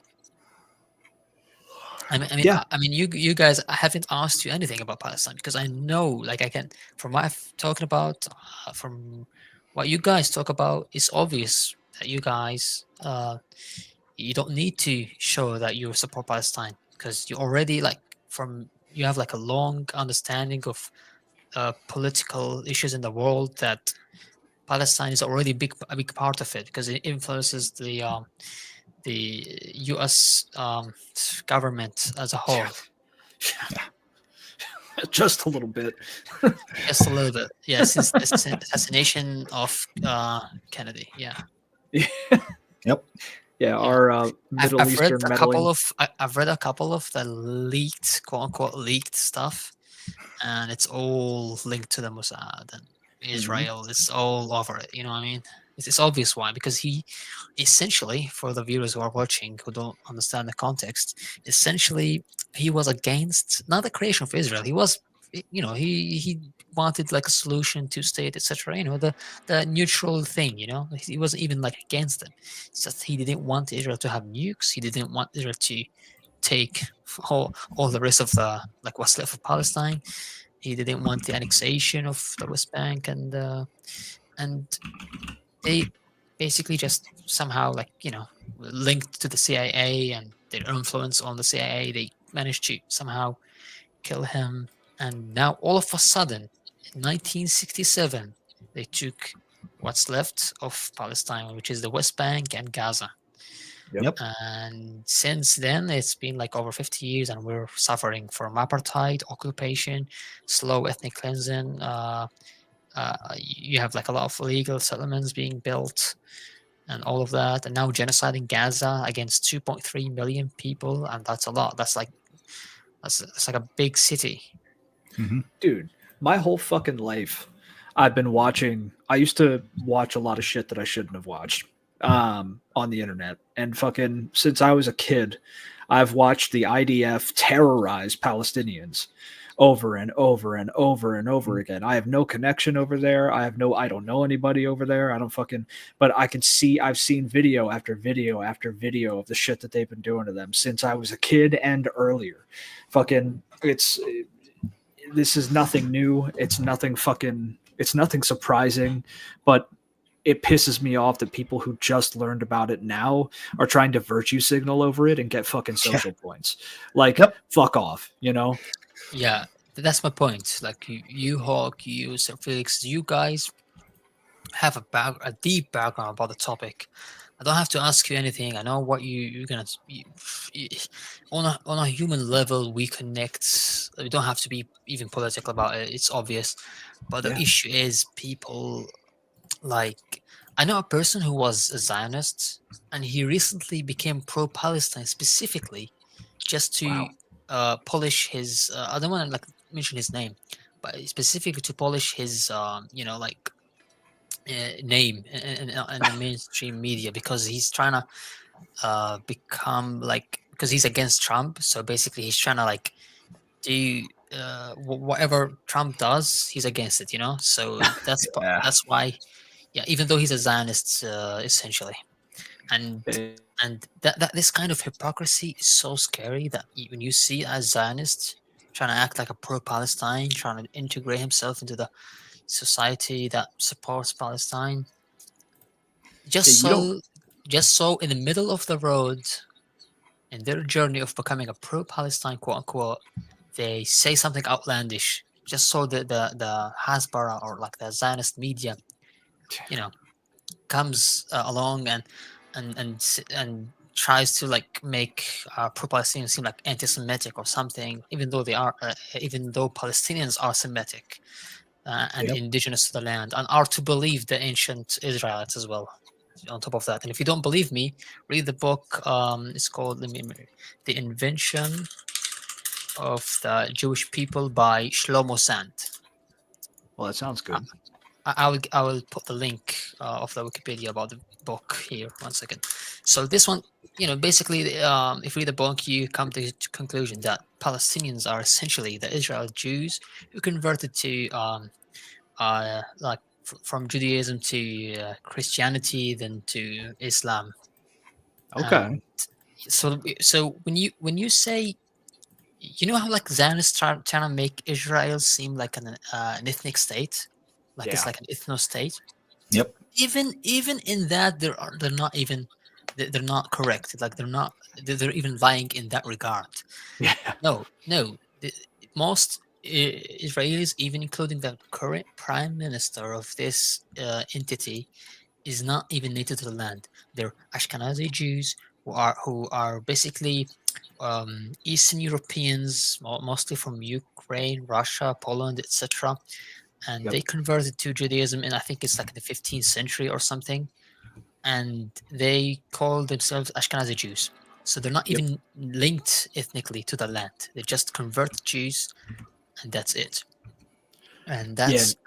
they are the same Jews who call themselves Zionists now, and they claim that this land is ours from like 3,000 years ago. It's promised to us from God and whatnot. But Where's bitch, the you're not even receipts, linked. bro? You're not even linked. They even banned DNA tests. If I do a Yeah. DNA test and I find a proof that I am more Jewish than a settler who's like living next by, I would be killed or expelled or something. I don't know. Yeah, You don't do get you that get the shit, idea. dude. And and the thing is, this book is written by an Israeli Jew as well. So it's not like it's not even coming from like our perspective. It's from their perspective as well. They know this. They know what they're doing. They know it's wrong, but they're doing it anyway because power. They want Yep. power, money, and influence on the world. Land. And this is how they trying to do it by just um lying to the world that they are ethnically linked to the land when they're not really. Yeah, it's fucked up, dude. I'm gonna read that book. Actually, I saved that because I've known preliminarily, like I've known some shit about that aspect of it personally, but I want to go deeper into that. That sounds interesting. Yeah, the thing is, I once recommended this book to a Zionist, and he immediately blocked me. He didn't want to even know the truth. Wow. Yeah, he couldn't even come up with a response to like counter attack my like my point. I was making a point that that Jews that Palestinians are like the native Jews or whatever, like indigenous people of the land, etc. And that Jesus was Palestinian because at that time it was called Palestine because it was under Roman rule, etc. Yep. It's just they don't. I mean, even one of the first, I think it was the first female prime minister of Israel, confessed that she was Palestinian. Like that's the level of like how like Zionism try to change it like every decade, like now every decade now and then they try to change the narrative. They try to like improve their narrative to make it sound believable. You know, like Yep. like 14 years ago they were saying this and now they're saying this and now like it's just I don't know, man. They're lying to themselves and they're believing their own lies so much so that they're trying to like force you to believe their lies as well. Yep. Well, it's a regime of lies. Like it can't And exist you without the have the lie. evangelical Christians in America who are Zionists and who are anti-Semitic, the real anti-Semitics. Like Yep. Trump is anti-Semitic, for example. Yeah. Why does Yep. he like Israel? Because he wants all Jews in one place. Because he believes if all Jews are in one place called Palestine, the Holy Land, this means the Messiah will come. You know what I mean? Yep. This is how they believe. I don't know if it's not the majority. I think it's like a very small group but who have a lot of influence on American politics. The Well, evangelical the Christians. evangelicals are actually the majority. And also even like a bunch of like I grew up as a Protestant. I am an atheist at this point, but I So was raised. essentially, you're born believing that you're a Zionist. I mean, it's so there's a lot of cognitive dissonance with these people, but like I grew up as a Protestant, which is a more lax version of Christianity, and it's like they're a little more accepting of most shit. But all forms of Christianity that I've ever encountered believe in the whole You, like do you end want to hear the times. craziest thing that you might actually agree on? It's so crazy, but you can agree on it because it's like this. It's like Zionist Jews and Christian evangelicals are basically having a bet, you know, that Mm.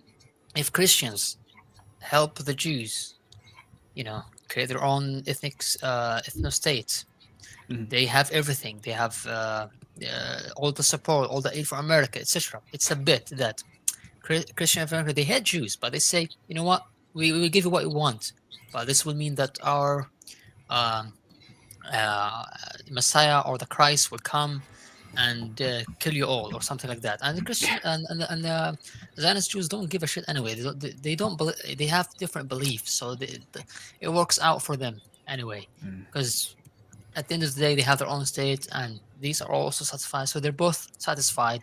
It's like a settlement between two enemies, and that's how I see it. It sounds Yeah. crazy, but this is the summary of this all because it's been going on for hundreds of years, actually. Mhm. Yeah, yeah, it's basically it. I mean, it's fucked, man, and it's on this side of it, there's a lot of support. Like you said, there's support for Israel because they believe if all the Zionists or really Jews are in one spot, that Jesus will come back, et cetera, et cetera. It's part of the whole death cult spiel because they are a fucking death cult.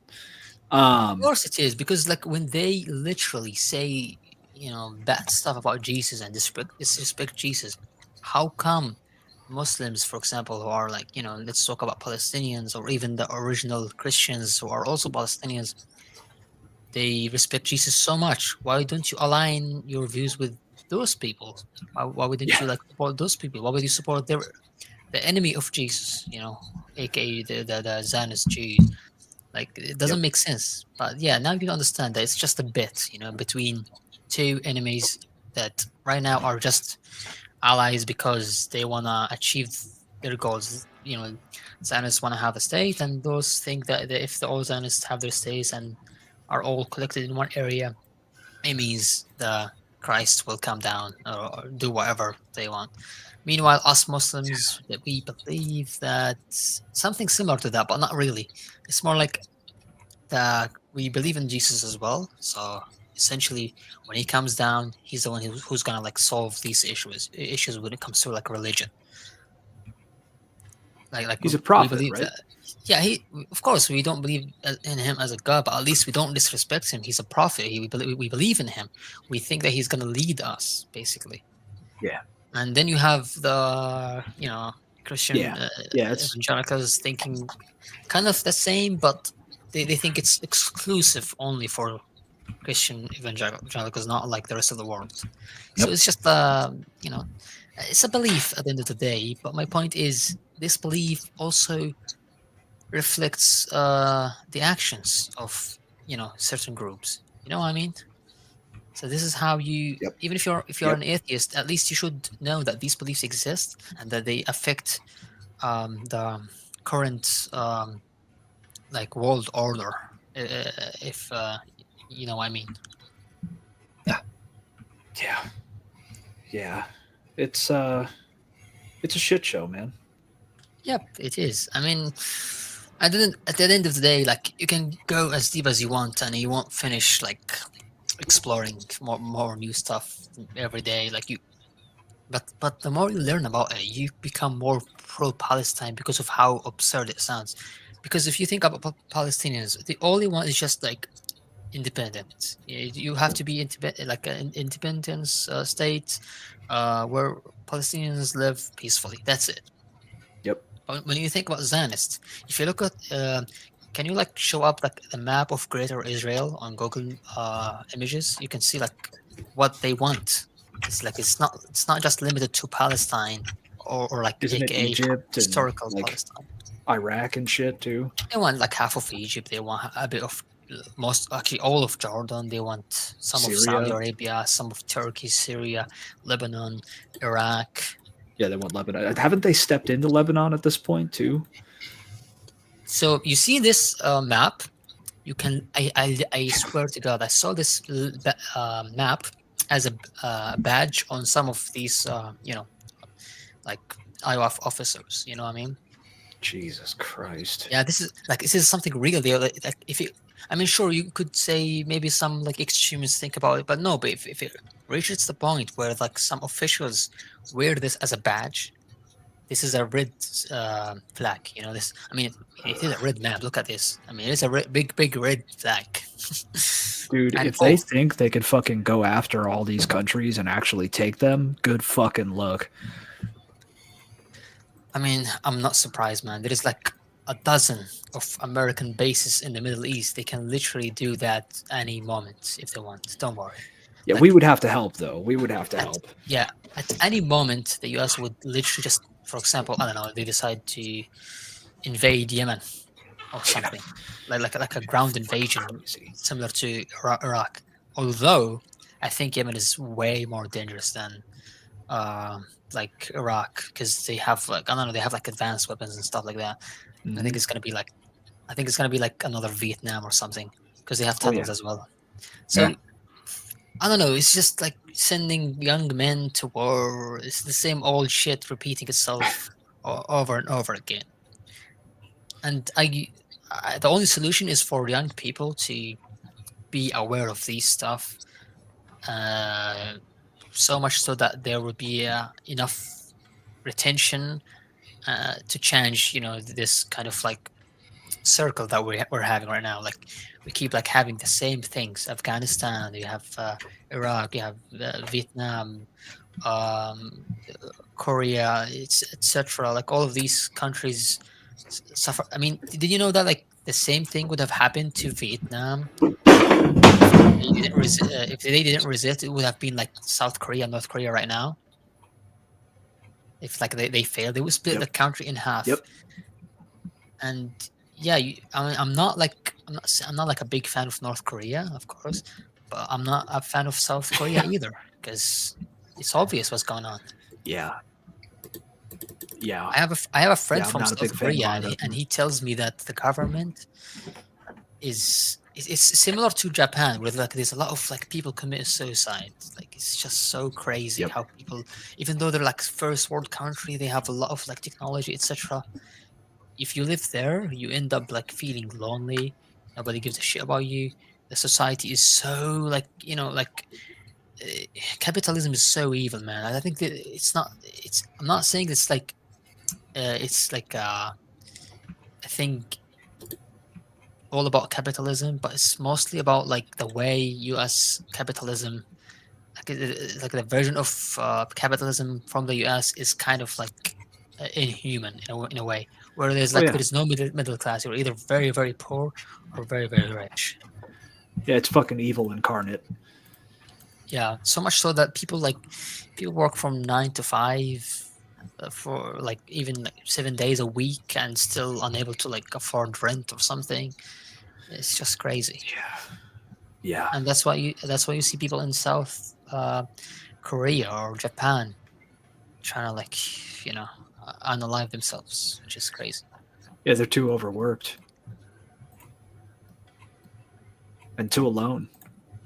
Yeah, man, it's just you just sleep and work, sleep and work. You don't have you don't even have time to make friends or hang out or have fun. You don't even have energy to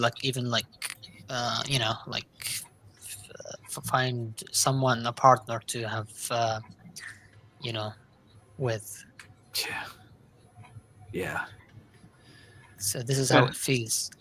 Surely it's in the US is a little bit better, but in other countries, it probably differs from class to class. If we're talking about higher class, white people only areas, especially in Pennsylvania or something like that, it's obviously better, but in general, it's not that good. Yeah. I'm not saying everyone should be a socialist or whatever, but at least there should be a balance where most people are middle class at least. You know what I mean? But there needs to be a redistribution for sure. Yeah, like when you see Elon Musk having the net worth of a country, a whole country, Multiple countries. multiple countries, that's a red flag. That's a big red flag for corruption. Yep. Yeah. Well, he owns the government now, so we're fucked. Yep. Good luck. Yeah, we're I fucked. mean, Canada is rethinking about its relations with the USA. As they should. I mean, I don't blame them. I'm not blaming them. I'm just saying that it would lead to, I don't know, like a civil war-esque kind of situation. Honestly, I'm kind of hoping for something like that here. I mean, yeah, of course, but what if the bad guys won? You know what I mean? This is the issue. You're not, Yeah. like it's not guaranteed because there's a lot of assholes that support Trump. That's the issue. The way I see it is the people who support Trump are definitely the minority. And they The minority that has half of the net worth of the US. Well, yeah, they got the money, but they severely underestimate how prepared and armed and pissed off a lot of the left is. I mean, what really pisses Trump supporters the most is when they see more pro-Palestine protests than Trump supporters. You know what I mean? It makes them. That's why you see these police and anti-riot police being aggressive with people, arresting everyone, even so much so that they would deport people that support Palestine. Having free speech is now considered a crime or something. Yep. I mean, even if you say Trump, or if you say fuck Tesla or something or anything like that, they would there's officials from the government saying that this is a crime or something. This is how horrendous things have become. Yep. Same thing with ICE. You say something bad about them online, post a tweet about it, about how they're just trash and they're Nazis. They're gonna create Essentially, something they come similar after you. to ICE. They're gonna create something similar to ICE, but for U.S. citizens. And that's going to be very soon. And that's the issue. Right now, yeah, you are talking freely right now. You're a US citizen, you pay your taxes, etc. By the law, you're not doing any crime. But they're going to create something to suppress people and make them, I don't know, they're trying to, it's they're trying to create a politically accurate version of Nazi Germany. Yep. Well, they already have it. They just haven't utilized it yet. The infrastructure, the legal infrastructure is already in place. Right now, they're targeting pro-Palestinian protests because it's an experiment for them. They're going to try, if it works, they're going to implement it on everyone. If it doesn't work, thanks to people who are supporting Palestine, they're trying to prevent this from happening because if they fail, I think they're going to affect all of citizens. and whether like you're an immigrant or you're a citizen, everyone's going to become like the same. Everyone can't have free speech anymore, even though Trump is like boasting about having like free speech, Yeah. like he has like the truth platform or whatever. It's just I don't know, man. It's just the most hypocrite thing about Trump is that he says America first, but in reality he's Israel first. Yep. Oh yeah. Well, and that's been proven. I mean, that was proven with Biden too. Like anyone who had a question about whether or not Israel. Every president since Kennedy has been like this. Oh Yep. yeah, yeah. But we got to see it in action for the common Do you notice person. that when people are asked about their favorite president, they mention Kennedy or like older presidents, or even like they would go as like George Washington or something. Like the very first, like the founders of the state, and in the last 70 years, nobody would like name. Like, have you ever like maybe Obama as because Obama has like he was like I don't know, like he was like he was still bad, but he has like a nice tongue. You know what I mean? Oh yeah, he has swagger. He knows how to he's pull it. he's very like he can seduce someone into like supporting him. Like Yep.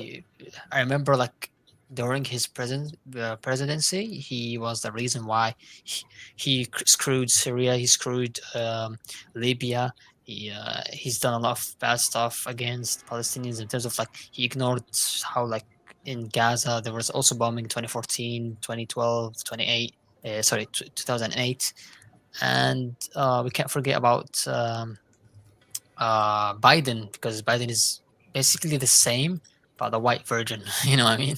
Yep. Well, and you can't talk for shit, but yeah.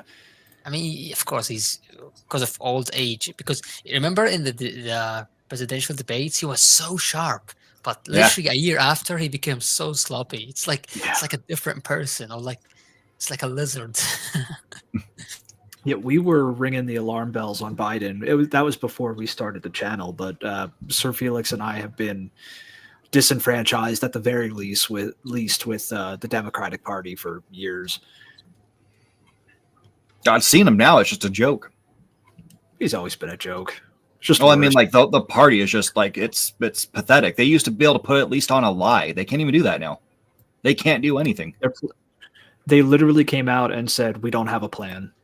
Yeah. Oh my gosh! I mean, when you see Elon Musk boasting about, I mean, he literally did that fucking Nazi salute in front of like live audience. They can't even like so much so that even like I think it's ADL trying to justify that it was it's just like a fluke or something, like he's like autistic, blah blah blah. Like when they defend a Nazi thing, don't you think that Zionists are just Nazis 2.0? Yeah. Oh no, we say that all the time. Not on the show here, but we both said that to each other quite a few times. Yeah. Maybe you have to unlist this stream or try to cut some political. I mean, I'm not saying it's not saying that because it bothers you, but because of the YouTube algorithm. Because if once you say something like politically, like I don't know, like considered like crazy or something, they blacklist you or something. You know what I mean? Yeah. Yeah. We'll see what they do. That's all right. I mean, to be fair, like this channel is kind of relatively new. It's doing all right for a small channel. But the thing is, if you want people to, like if you want like more followers, stuff like that, it's better to have like a separate channel for politics. Because when the title says underappreciated games, they expect something related to games. I mean, we can still talk about games, but it's just like you mentioned that you also like to talk about politics, which is fine, of course. Yep. Mm-hmm. So if you plan to create a political channel, I also wouldn't mind to be a guest there. Yeah, absolutely. Yeah. We're definitely going to make one. It's just a matter of logistics at this point. Yeah, also the times. I mean, right now it's 5:27 a.m. where I live. No more. I actually slept very, very early. I slept like 7 p.m. So I slept like 5.5 hours. Then I saw your email and I clicked on the link and I got ready for this. So I'm not asleep. Don't worry about this. We appreciate you coming on. Yeah, no Yeah. problem, man. It's fine. Now, I can adjust. It's just like different time zone, which is all right. And Yeah. you guys probably have work to do and stuff like that. So this is probably like the best sweet spot for us. Yeah. Yeah, I should probably get off though. I mean, we can continue like talking in private if you want. I can't at the moment, unfortunately. But I'm sharing a room with my wife, and she has to sleep. Oh, yeah. That makes sense. Yeah. Good thing you brought that up because when someone starts to sleep, you have to be quiet, of course. Yeah. No, we're renovating our house, so everything is in one room. You have a at the moment. Discord. Like, if you mind sending the link in a private chat, I can join. Oh yeah. Yeah. Do you have that? I could pull it up if you don't have Yeah, it. you pull it up. It's on my phone. Let me see. Yeah, we want you in the Discord. Yeah, Yep. we can talk there privately. We can go crazy, or if you want, when it comes to political stances. But on YouTube, this is as much as you know, Oh, I don't want to snap. be like Easy too back. harsh. How do I get Okay. the fucking? Oh, you have to like like there's like if you are like an admin or something, you can pull up the invite. I and got create it. I a think. new link. Yeah. There, that should work. Yep. And talk of better words. Okay. I accept. It get pretty spicy in the Discord. Yeah. Yeah, we're all like-minded. Yeah. Oh, speaking of like politics, do you think that Kanye West is just an excuse for ADL to exist? For example, you know what I mean? He's like a puppet for Zionists to use as an excuse to keep bringing up the anti-Semitism card. You know what I mean? I can believe it. I can It believe almost it. he's not really a Nazi. He's just like, how can I say? He works for them basically. That's how I think of it. It's like he's trying to. You know how like these security camera footage of Jews, like they throw the swastika, like graffiti stuff on the streets and on their let's say their stores and whatnot to justify like the something like that but on a larger scale. So they use Kanye West as like a tool to justify I can believe it. Yeah, I think he's probably because he doesn't even make sense. Like just the fucked stuff up, he though. says, he comes out as black KKK. Like, what the fuck is that? This is just for shows. It's just, if he really was a Nazi, he would say stuff like, I don't know, like he would at least use Palestine as an excuse to hate Jews. You know what I mean? Even though by the way, for whoever is watching, I'm not condoning any hate towards Jews. I personally have like Jewish friends as well. Being anti-Zionist is not anti like Semitic or anything. Yep. And one more thing Yep. is that a lot of anti-Zionist Jews exist, especially in USA. Oh, there's a shitload of them. Yeah. Yeah, especially in New York for some reason. Yep. Which I don't mind. Yep. I'm just like, damn, there's a lot of Jews in New York. There are a lot, actually. There's a lot. It's like 1 million, or actually, check. There might actually be, to be honest. There's a ton. There's 1.2 million. Yeah, I was right. Yeah. Yeah. Yep. Yeah, I believe it. Yeah. Yeah, it's a lot of, I think, Hasidic Jews, I believe. Yeah. I mean, respect for not wanting to, come as a settler and steal my land. So, you know what I mean? Yeah. At least they're doing their part of not like, I mean, I've met a person who's Israeli, but he's refusing to enlist in the army because he doesn't want to be part of the, you know, the occupation and genocide, etc. Shit. And right now, Well, he that's told good. me that they keep imprisoning him for 2-3 months or whatever.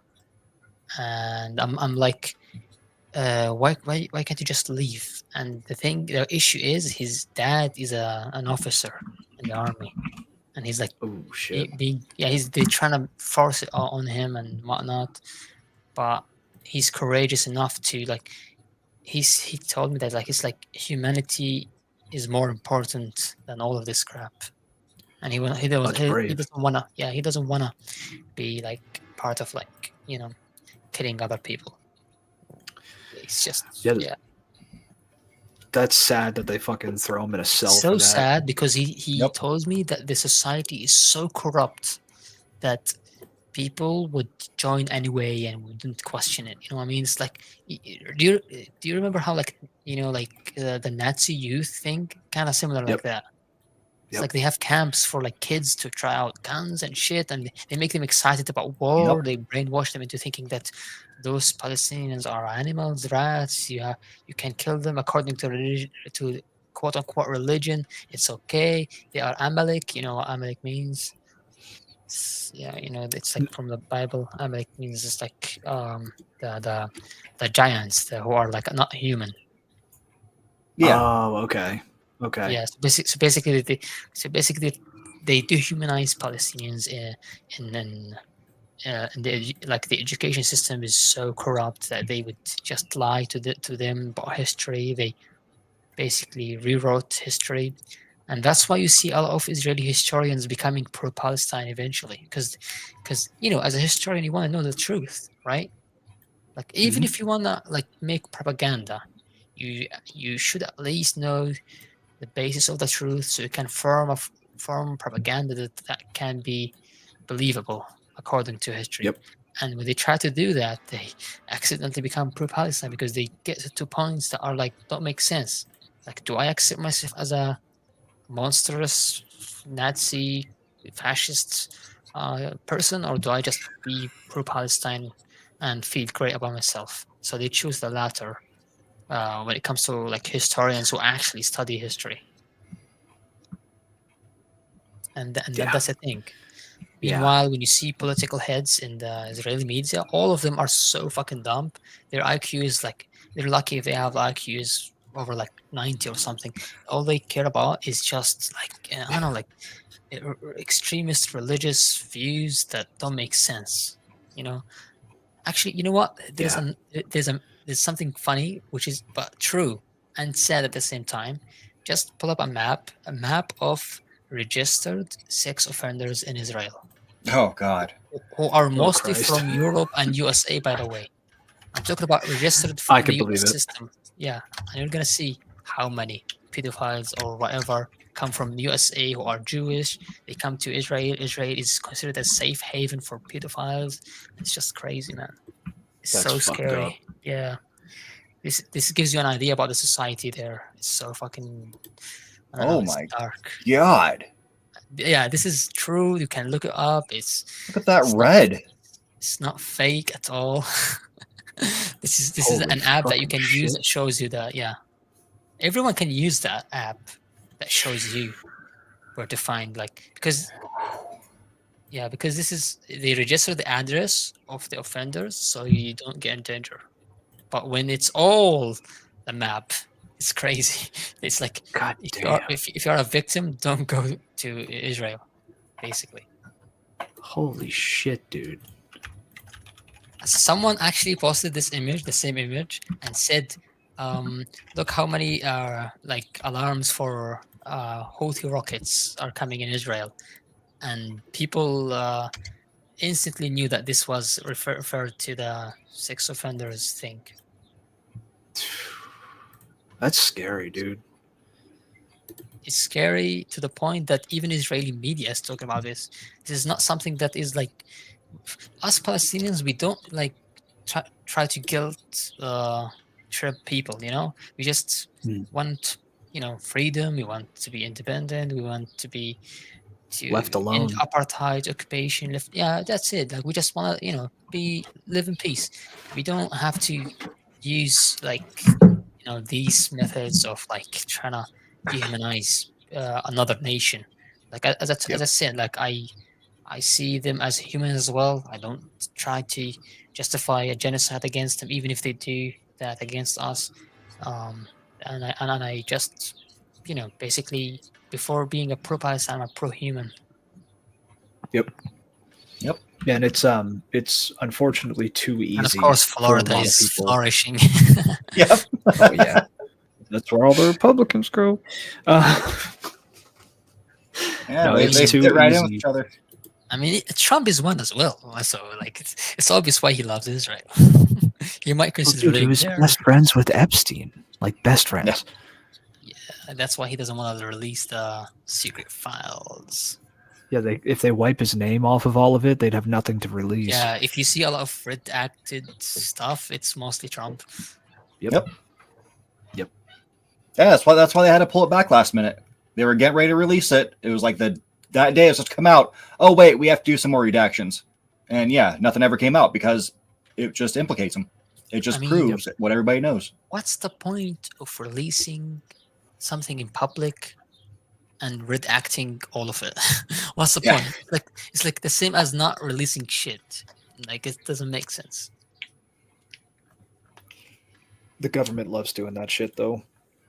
Yep, they just want to satisfy the public in a way that benefits them. Yep. Or doesn't hurt them at the very least.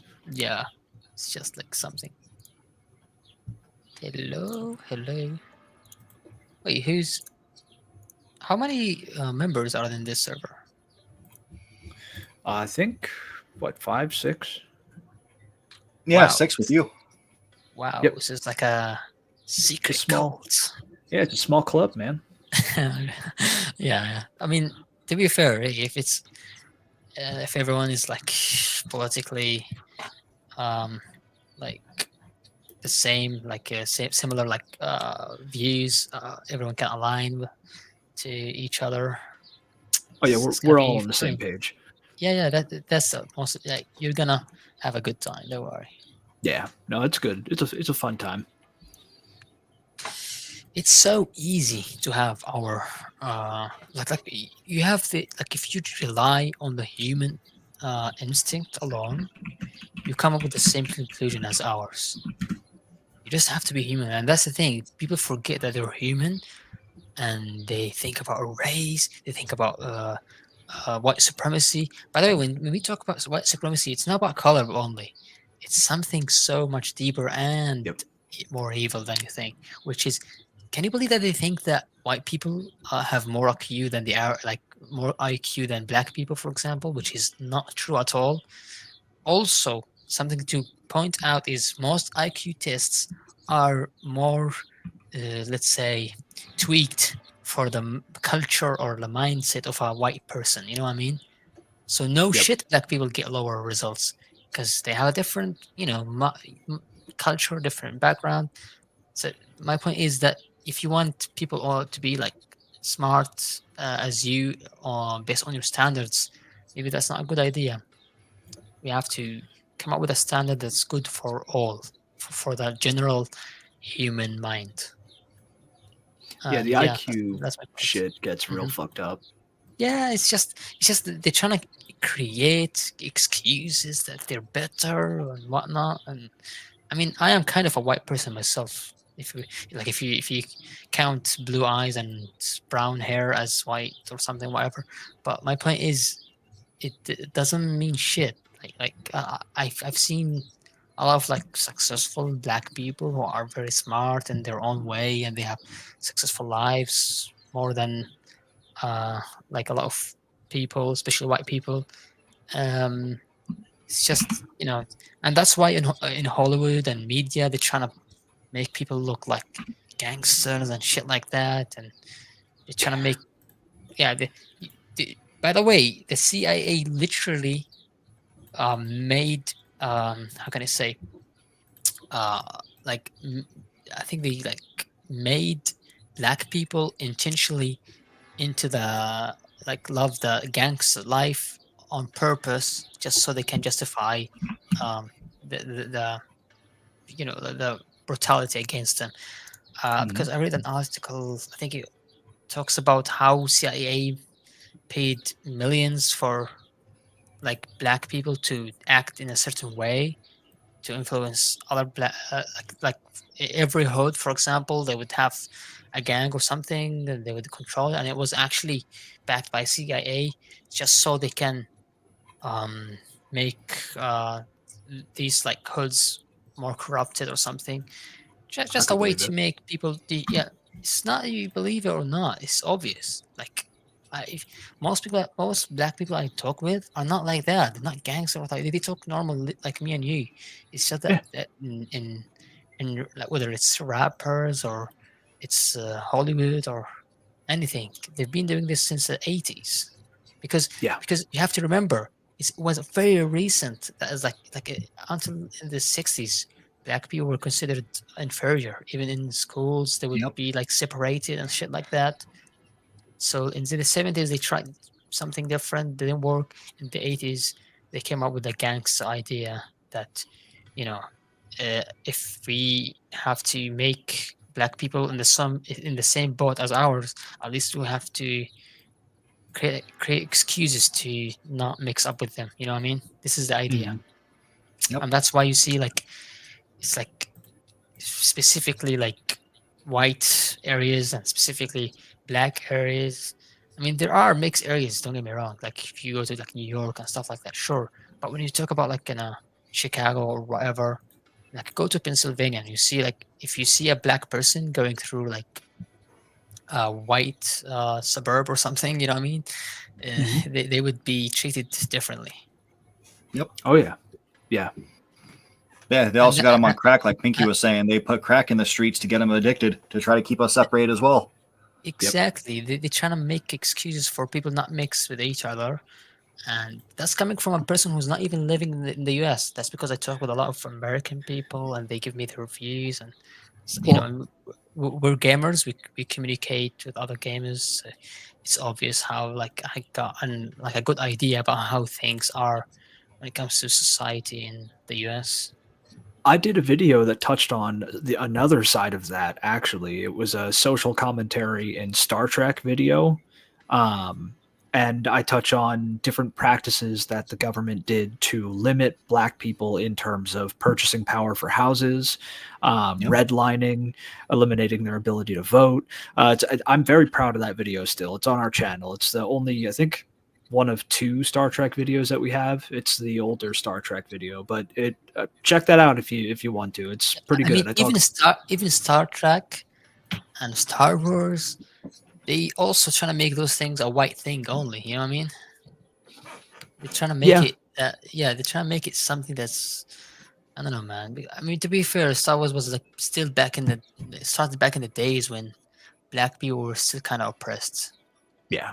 Like Yeah. on a large scale. Of course, now it's a little bit better, but they still have They made even people outside of America. For example, the N word. They made it something. I don't know, like something that is. Um, like black people shouldn't be. I'm not saying they should be mad about it or they should be saying only black people should say it or whatever. But what I'm saying is they made it as a thing that separates people. You know what I mean? Hmm. Like I'm a Caucasian, for example. You're a Caucasian. Um, but we don't have to call each other Caucasians, so we don't No. even have an excuse to say that word anyway. Because Yeah. at the core of the core issue is that people are trying to separate each other, whether they call each other the N word or you call me by my race, you call me if I was an Asian, you call me yellow, etc. Or if you are from Pakistan, you say the P word, but that's actually more common in England. The point is, people are trying to make like very, very uh, big excuses to hate each other. So much so that you see Europeans saying the N word every day because they're brainwashed by Hollywood and shit like that to hate black people. You know what I mean? Yeah. Like if you go Yeah. to Holland, for example, as a black person, you're gonna hear that word a lot. Not because people are racist there. It's because the U.S. bubble is like like the outer layer of this bubble. The bubble is showing people that black people are gangsters, they're bad. Let's call them that word. Let's make them mad. Let's see what happens. He's in my home country, Poland. Let's make him angry and see if he's gonna respond in a way because of a word. I mean, even in Europe, there is racism against gypsies. You know what I mean? I mean, even gypsies is as bad as saying the N-word. But my point is, they're trying to separate people everywhere. It's not just in the US. Mm-hmm. It's And fucked up. have you seen like have you watched I Should Speed before? No, I haven't. Well, he's a Don't think so. black. Basically, he's a black streamer. He's very famous. He's got like almost 40 million subscribers on YouTube, and he went to China recently. Okay, what really shocked me is that there were people who were sent specifically who were Japanese or from the Philippines or whatever or South Korea. They would give him a banana or they would call him the N-word or something, as if Chinese people are the ones doing that. It's as if it's the CIA trying to like do a move, to prevent this, to keep the propaganda true, to save the millions they spent on propaganda against China, for example. So one black streamer ruined all that propaganda and showed how nice China is, how advanced it is. Actually, it made him want to live there because of how how like nice of a life you can have there. People are just showing you like the bad side of China constantly, so much so that you think China is like a dictatorship. It's like North Korea or something, or even worse at points where when in reality it's not. It's like they have actually more freedom than US Americans in terms of like if you want to have a business and stuff like that. They encourage you to have a business. They encourage you to make more money. They encourage you to be successful in China. Sure, they have like minimum wage that is lower, but when you think about purchasing power, it's so much higher in China. It's only going to go up now. Oh yeah, I mean, have you seen like the average Chinese person? They buy a house, they buy a car, they buy everything from a young age, from like early 20s. You see them having like sports cars and shit, Mm-hmm. Mm-hmm. and that's like we're talking about like middle class. We're not talking about like higher class. Well, they have guaranteed housing too. Yeah, actually, nobody is homeless there. Like if you watch Aisha Speed's stream, he walked for miles and miles and miles. He walked in like even like the urban like areas that are like far from the city, like from the city center. You know how like every country has a city center that looks great, but the suburbs are like kind of trash. Same thing in China. He went to those areas who are less like fortunate, but still decent. By the way, no trash, no homeless people, no drugs, and people respect the law. Nobody is like attacking each other. Nobody's stealing. The crime rate is so low. No gangs, nothing, and Mm-hmm. and no wonder Chinese people don't want Facebook or YouTube or they don't want to connect with. They are indeed living in a bubble similar to America's, but their bubble is much better in a way that makes people don't want to even leave. You know what I mean? Yeah. Yeah. Like I bet you want to go to Canada, for example. I bet you would if you could. Oh yeah. Yeah. Yeah. That's my point. If and we're talking about you, a U.S. American who has a passport that's, for example, better than my passport. You I don't even have a passport. Yeah, I heard about it. Like it takes months to create. It's like a big hassle. I know. Well, none of us have the money to leave the fucking country. Yeah, that's the thing. I mean, to be fair, you can go to Pakistan or like India or whatever, or even Afghanistan, and feel like a rich person because of how like cheap things are there. But my point is that you have a privilege, you have a better life than most people, and still want to leave USA.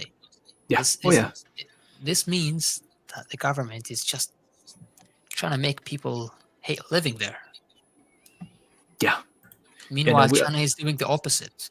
They just tell us, "Oh, look at kids working and whatnot and blah blah blah," which is I don't think is true.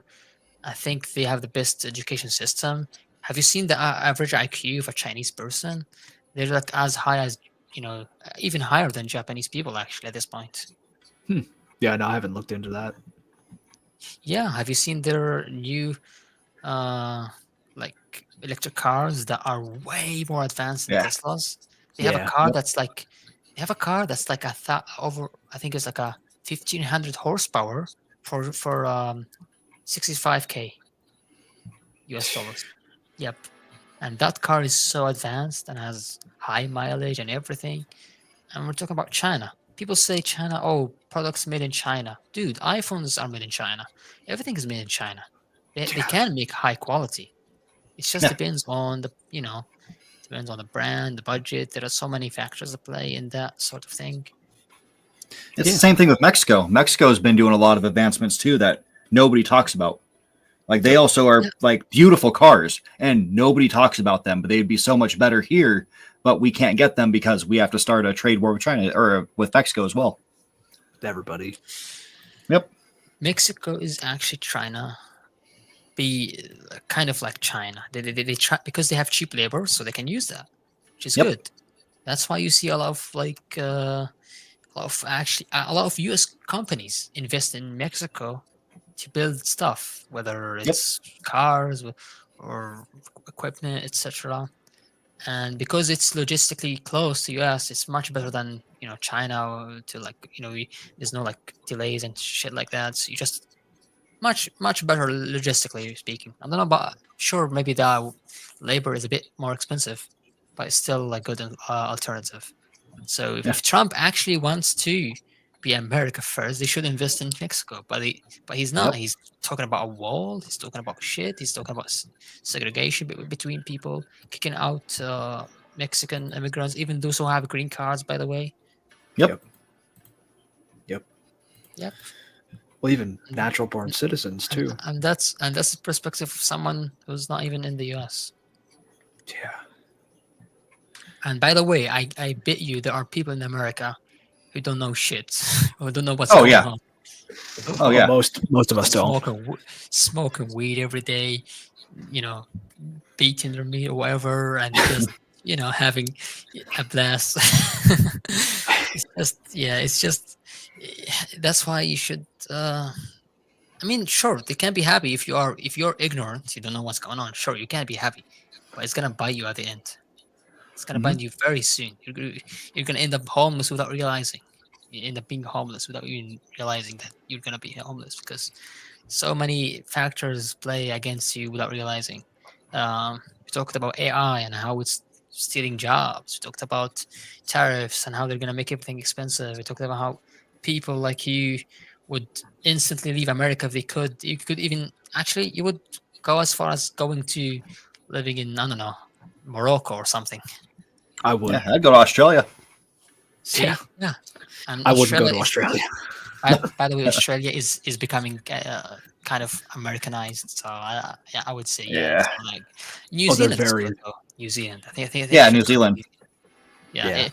If Valve's CAO is living happily in New Zealand, so you could. An American CEO of Valve living in New Zealand because he knows that America is shit and he's rich as fuck. He can't afford living there, but in the US, but he chose to go to New Zealand because it's an island, it's peaceful, no political shit. He can play soccer too as much as he wants, if you know what I mean. And yeah, that's it for my political stance, however you call it. I mean, it's just a general understanding of what's going on in the world. That's it. Yeah. I mean, you just gotta open your eyes. Yeah, the ironic thing is I wear glasses. Same, actually, same. Yeah. Wow, it's just. I mean, yeah, we can just we can also if you wanna stay on, we can just text on Discord if you wanna keep on talking. Yeah, we'll jump on Discord because I gotta get to bed soon here in a minute. Yeah. Nope. Yeah. Problemo. It's been a pleasure. Thank you guys for inviting me. It's been like this is the most fun I've had in a voice call. Not necessarily because of the podcast, but because you guys are actually genuinely so fun to talk with and you informative as well. You ask very good questions. You have, especially with Hawk, has a very similar taste in video games as me. And you, Felix, having yeah, very interesting titles. Very interesting titles that I would also give a chance because, as I said, I like to remain open-minded, an open book. So yeah, thank you Yeah. guys. Yeah, thank Yeah, you. thanks for coming on, man. It's been good.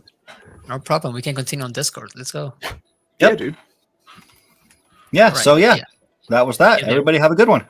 Mhm. Yeah. Take Stay care. safe. See ya.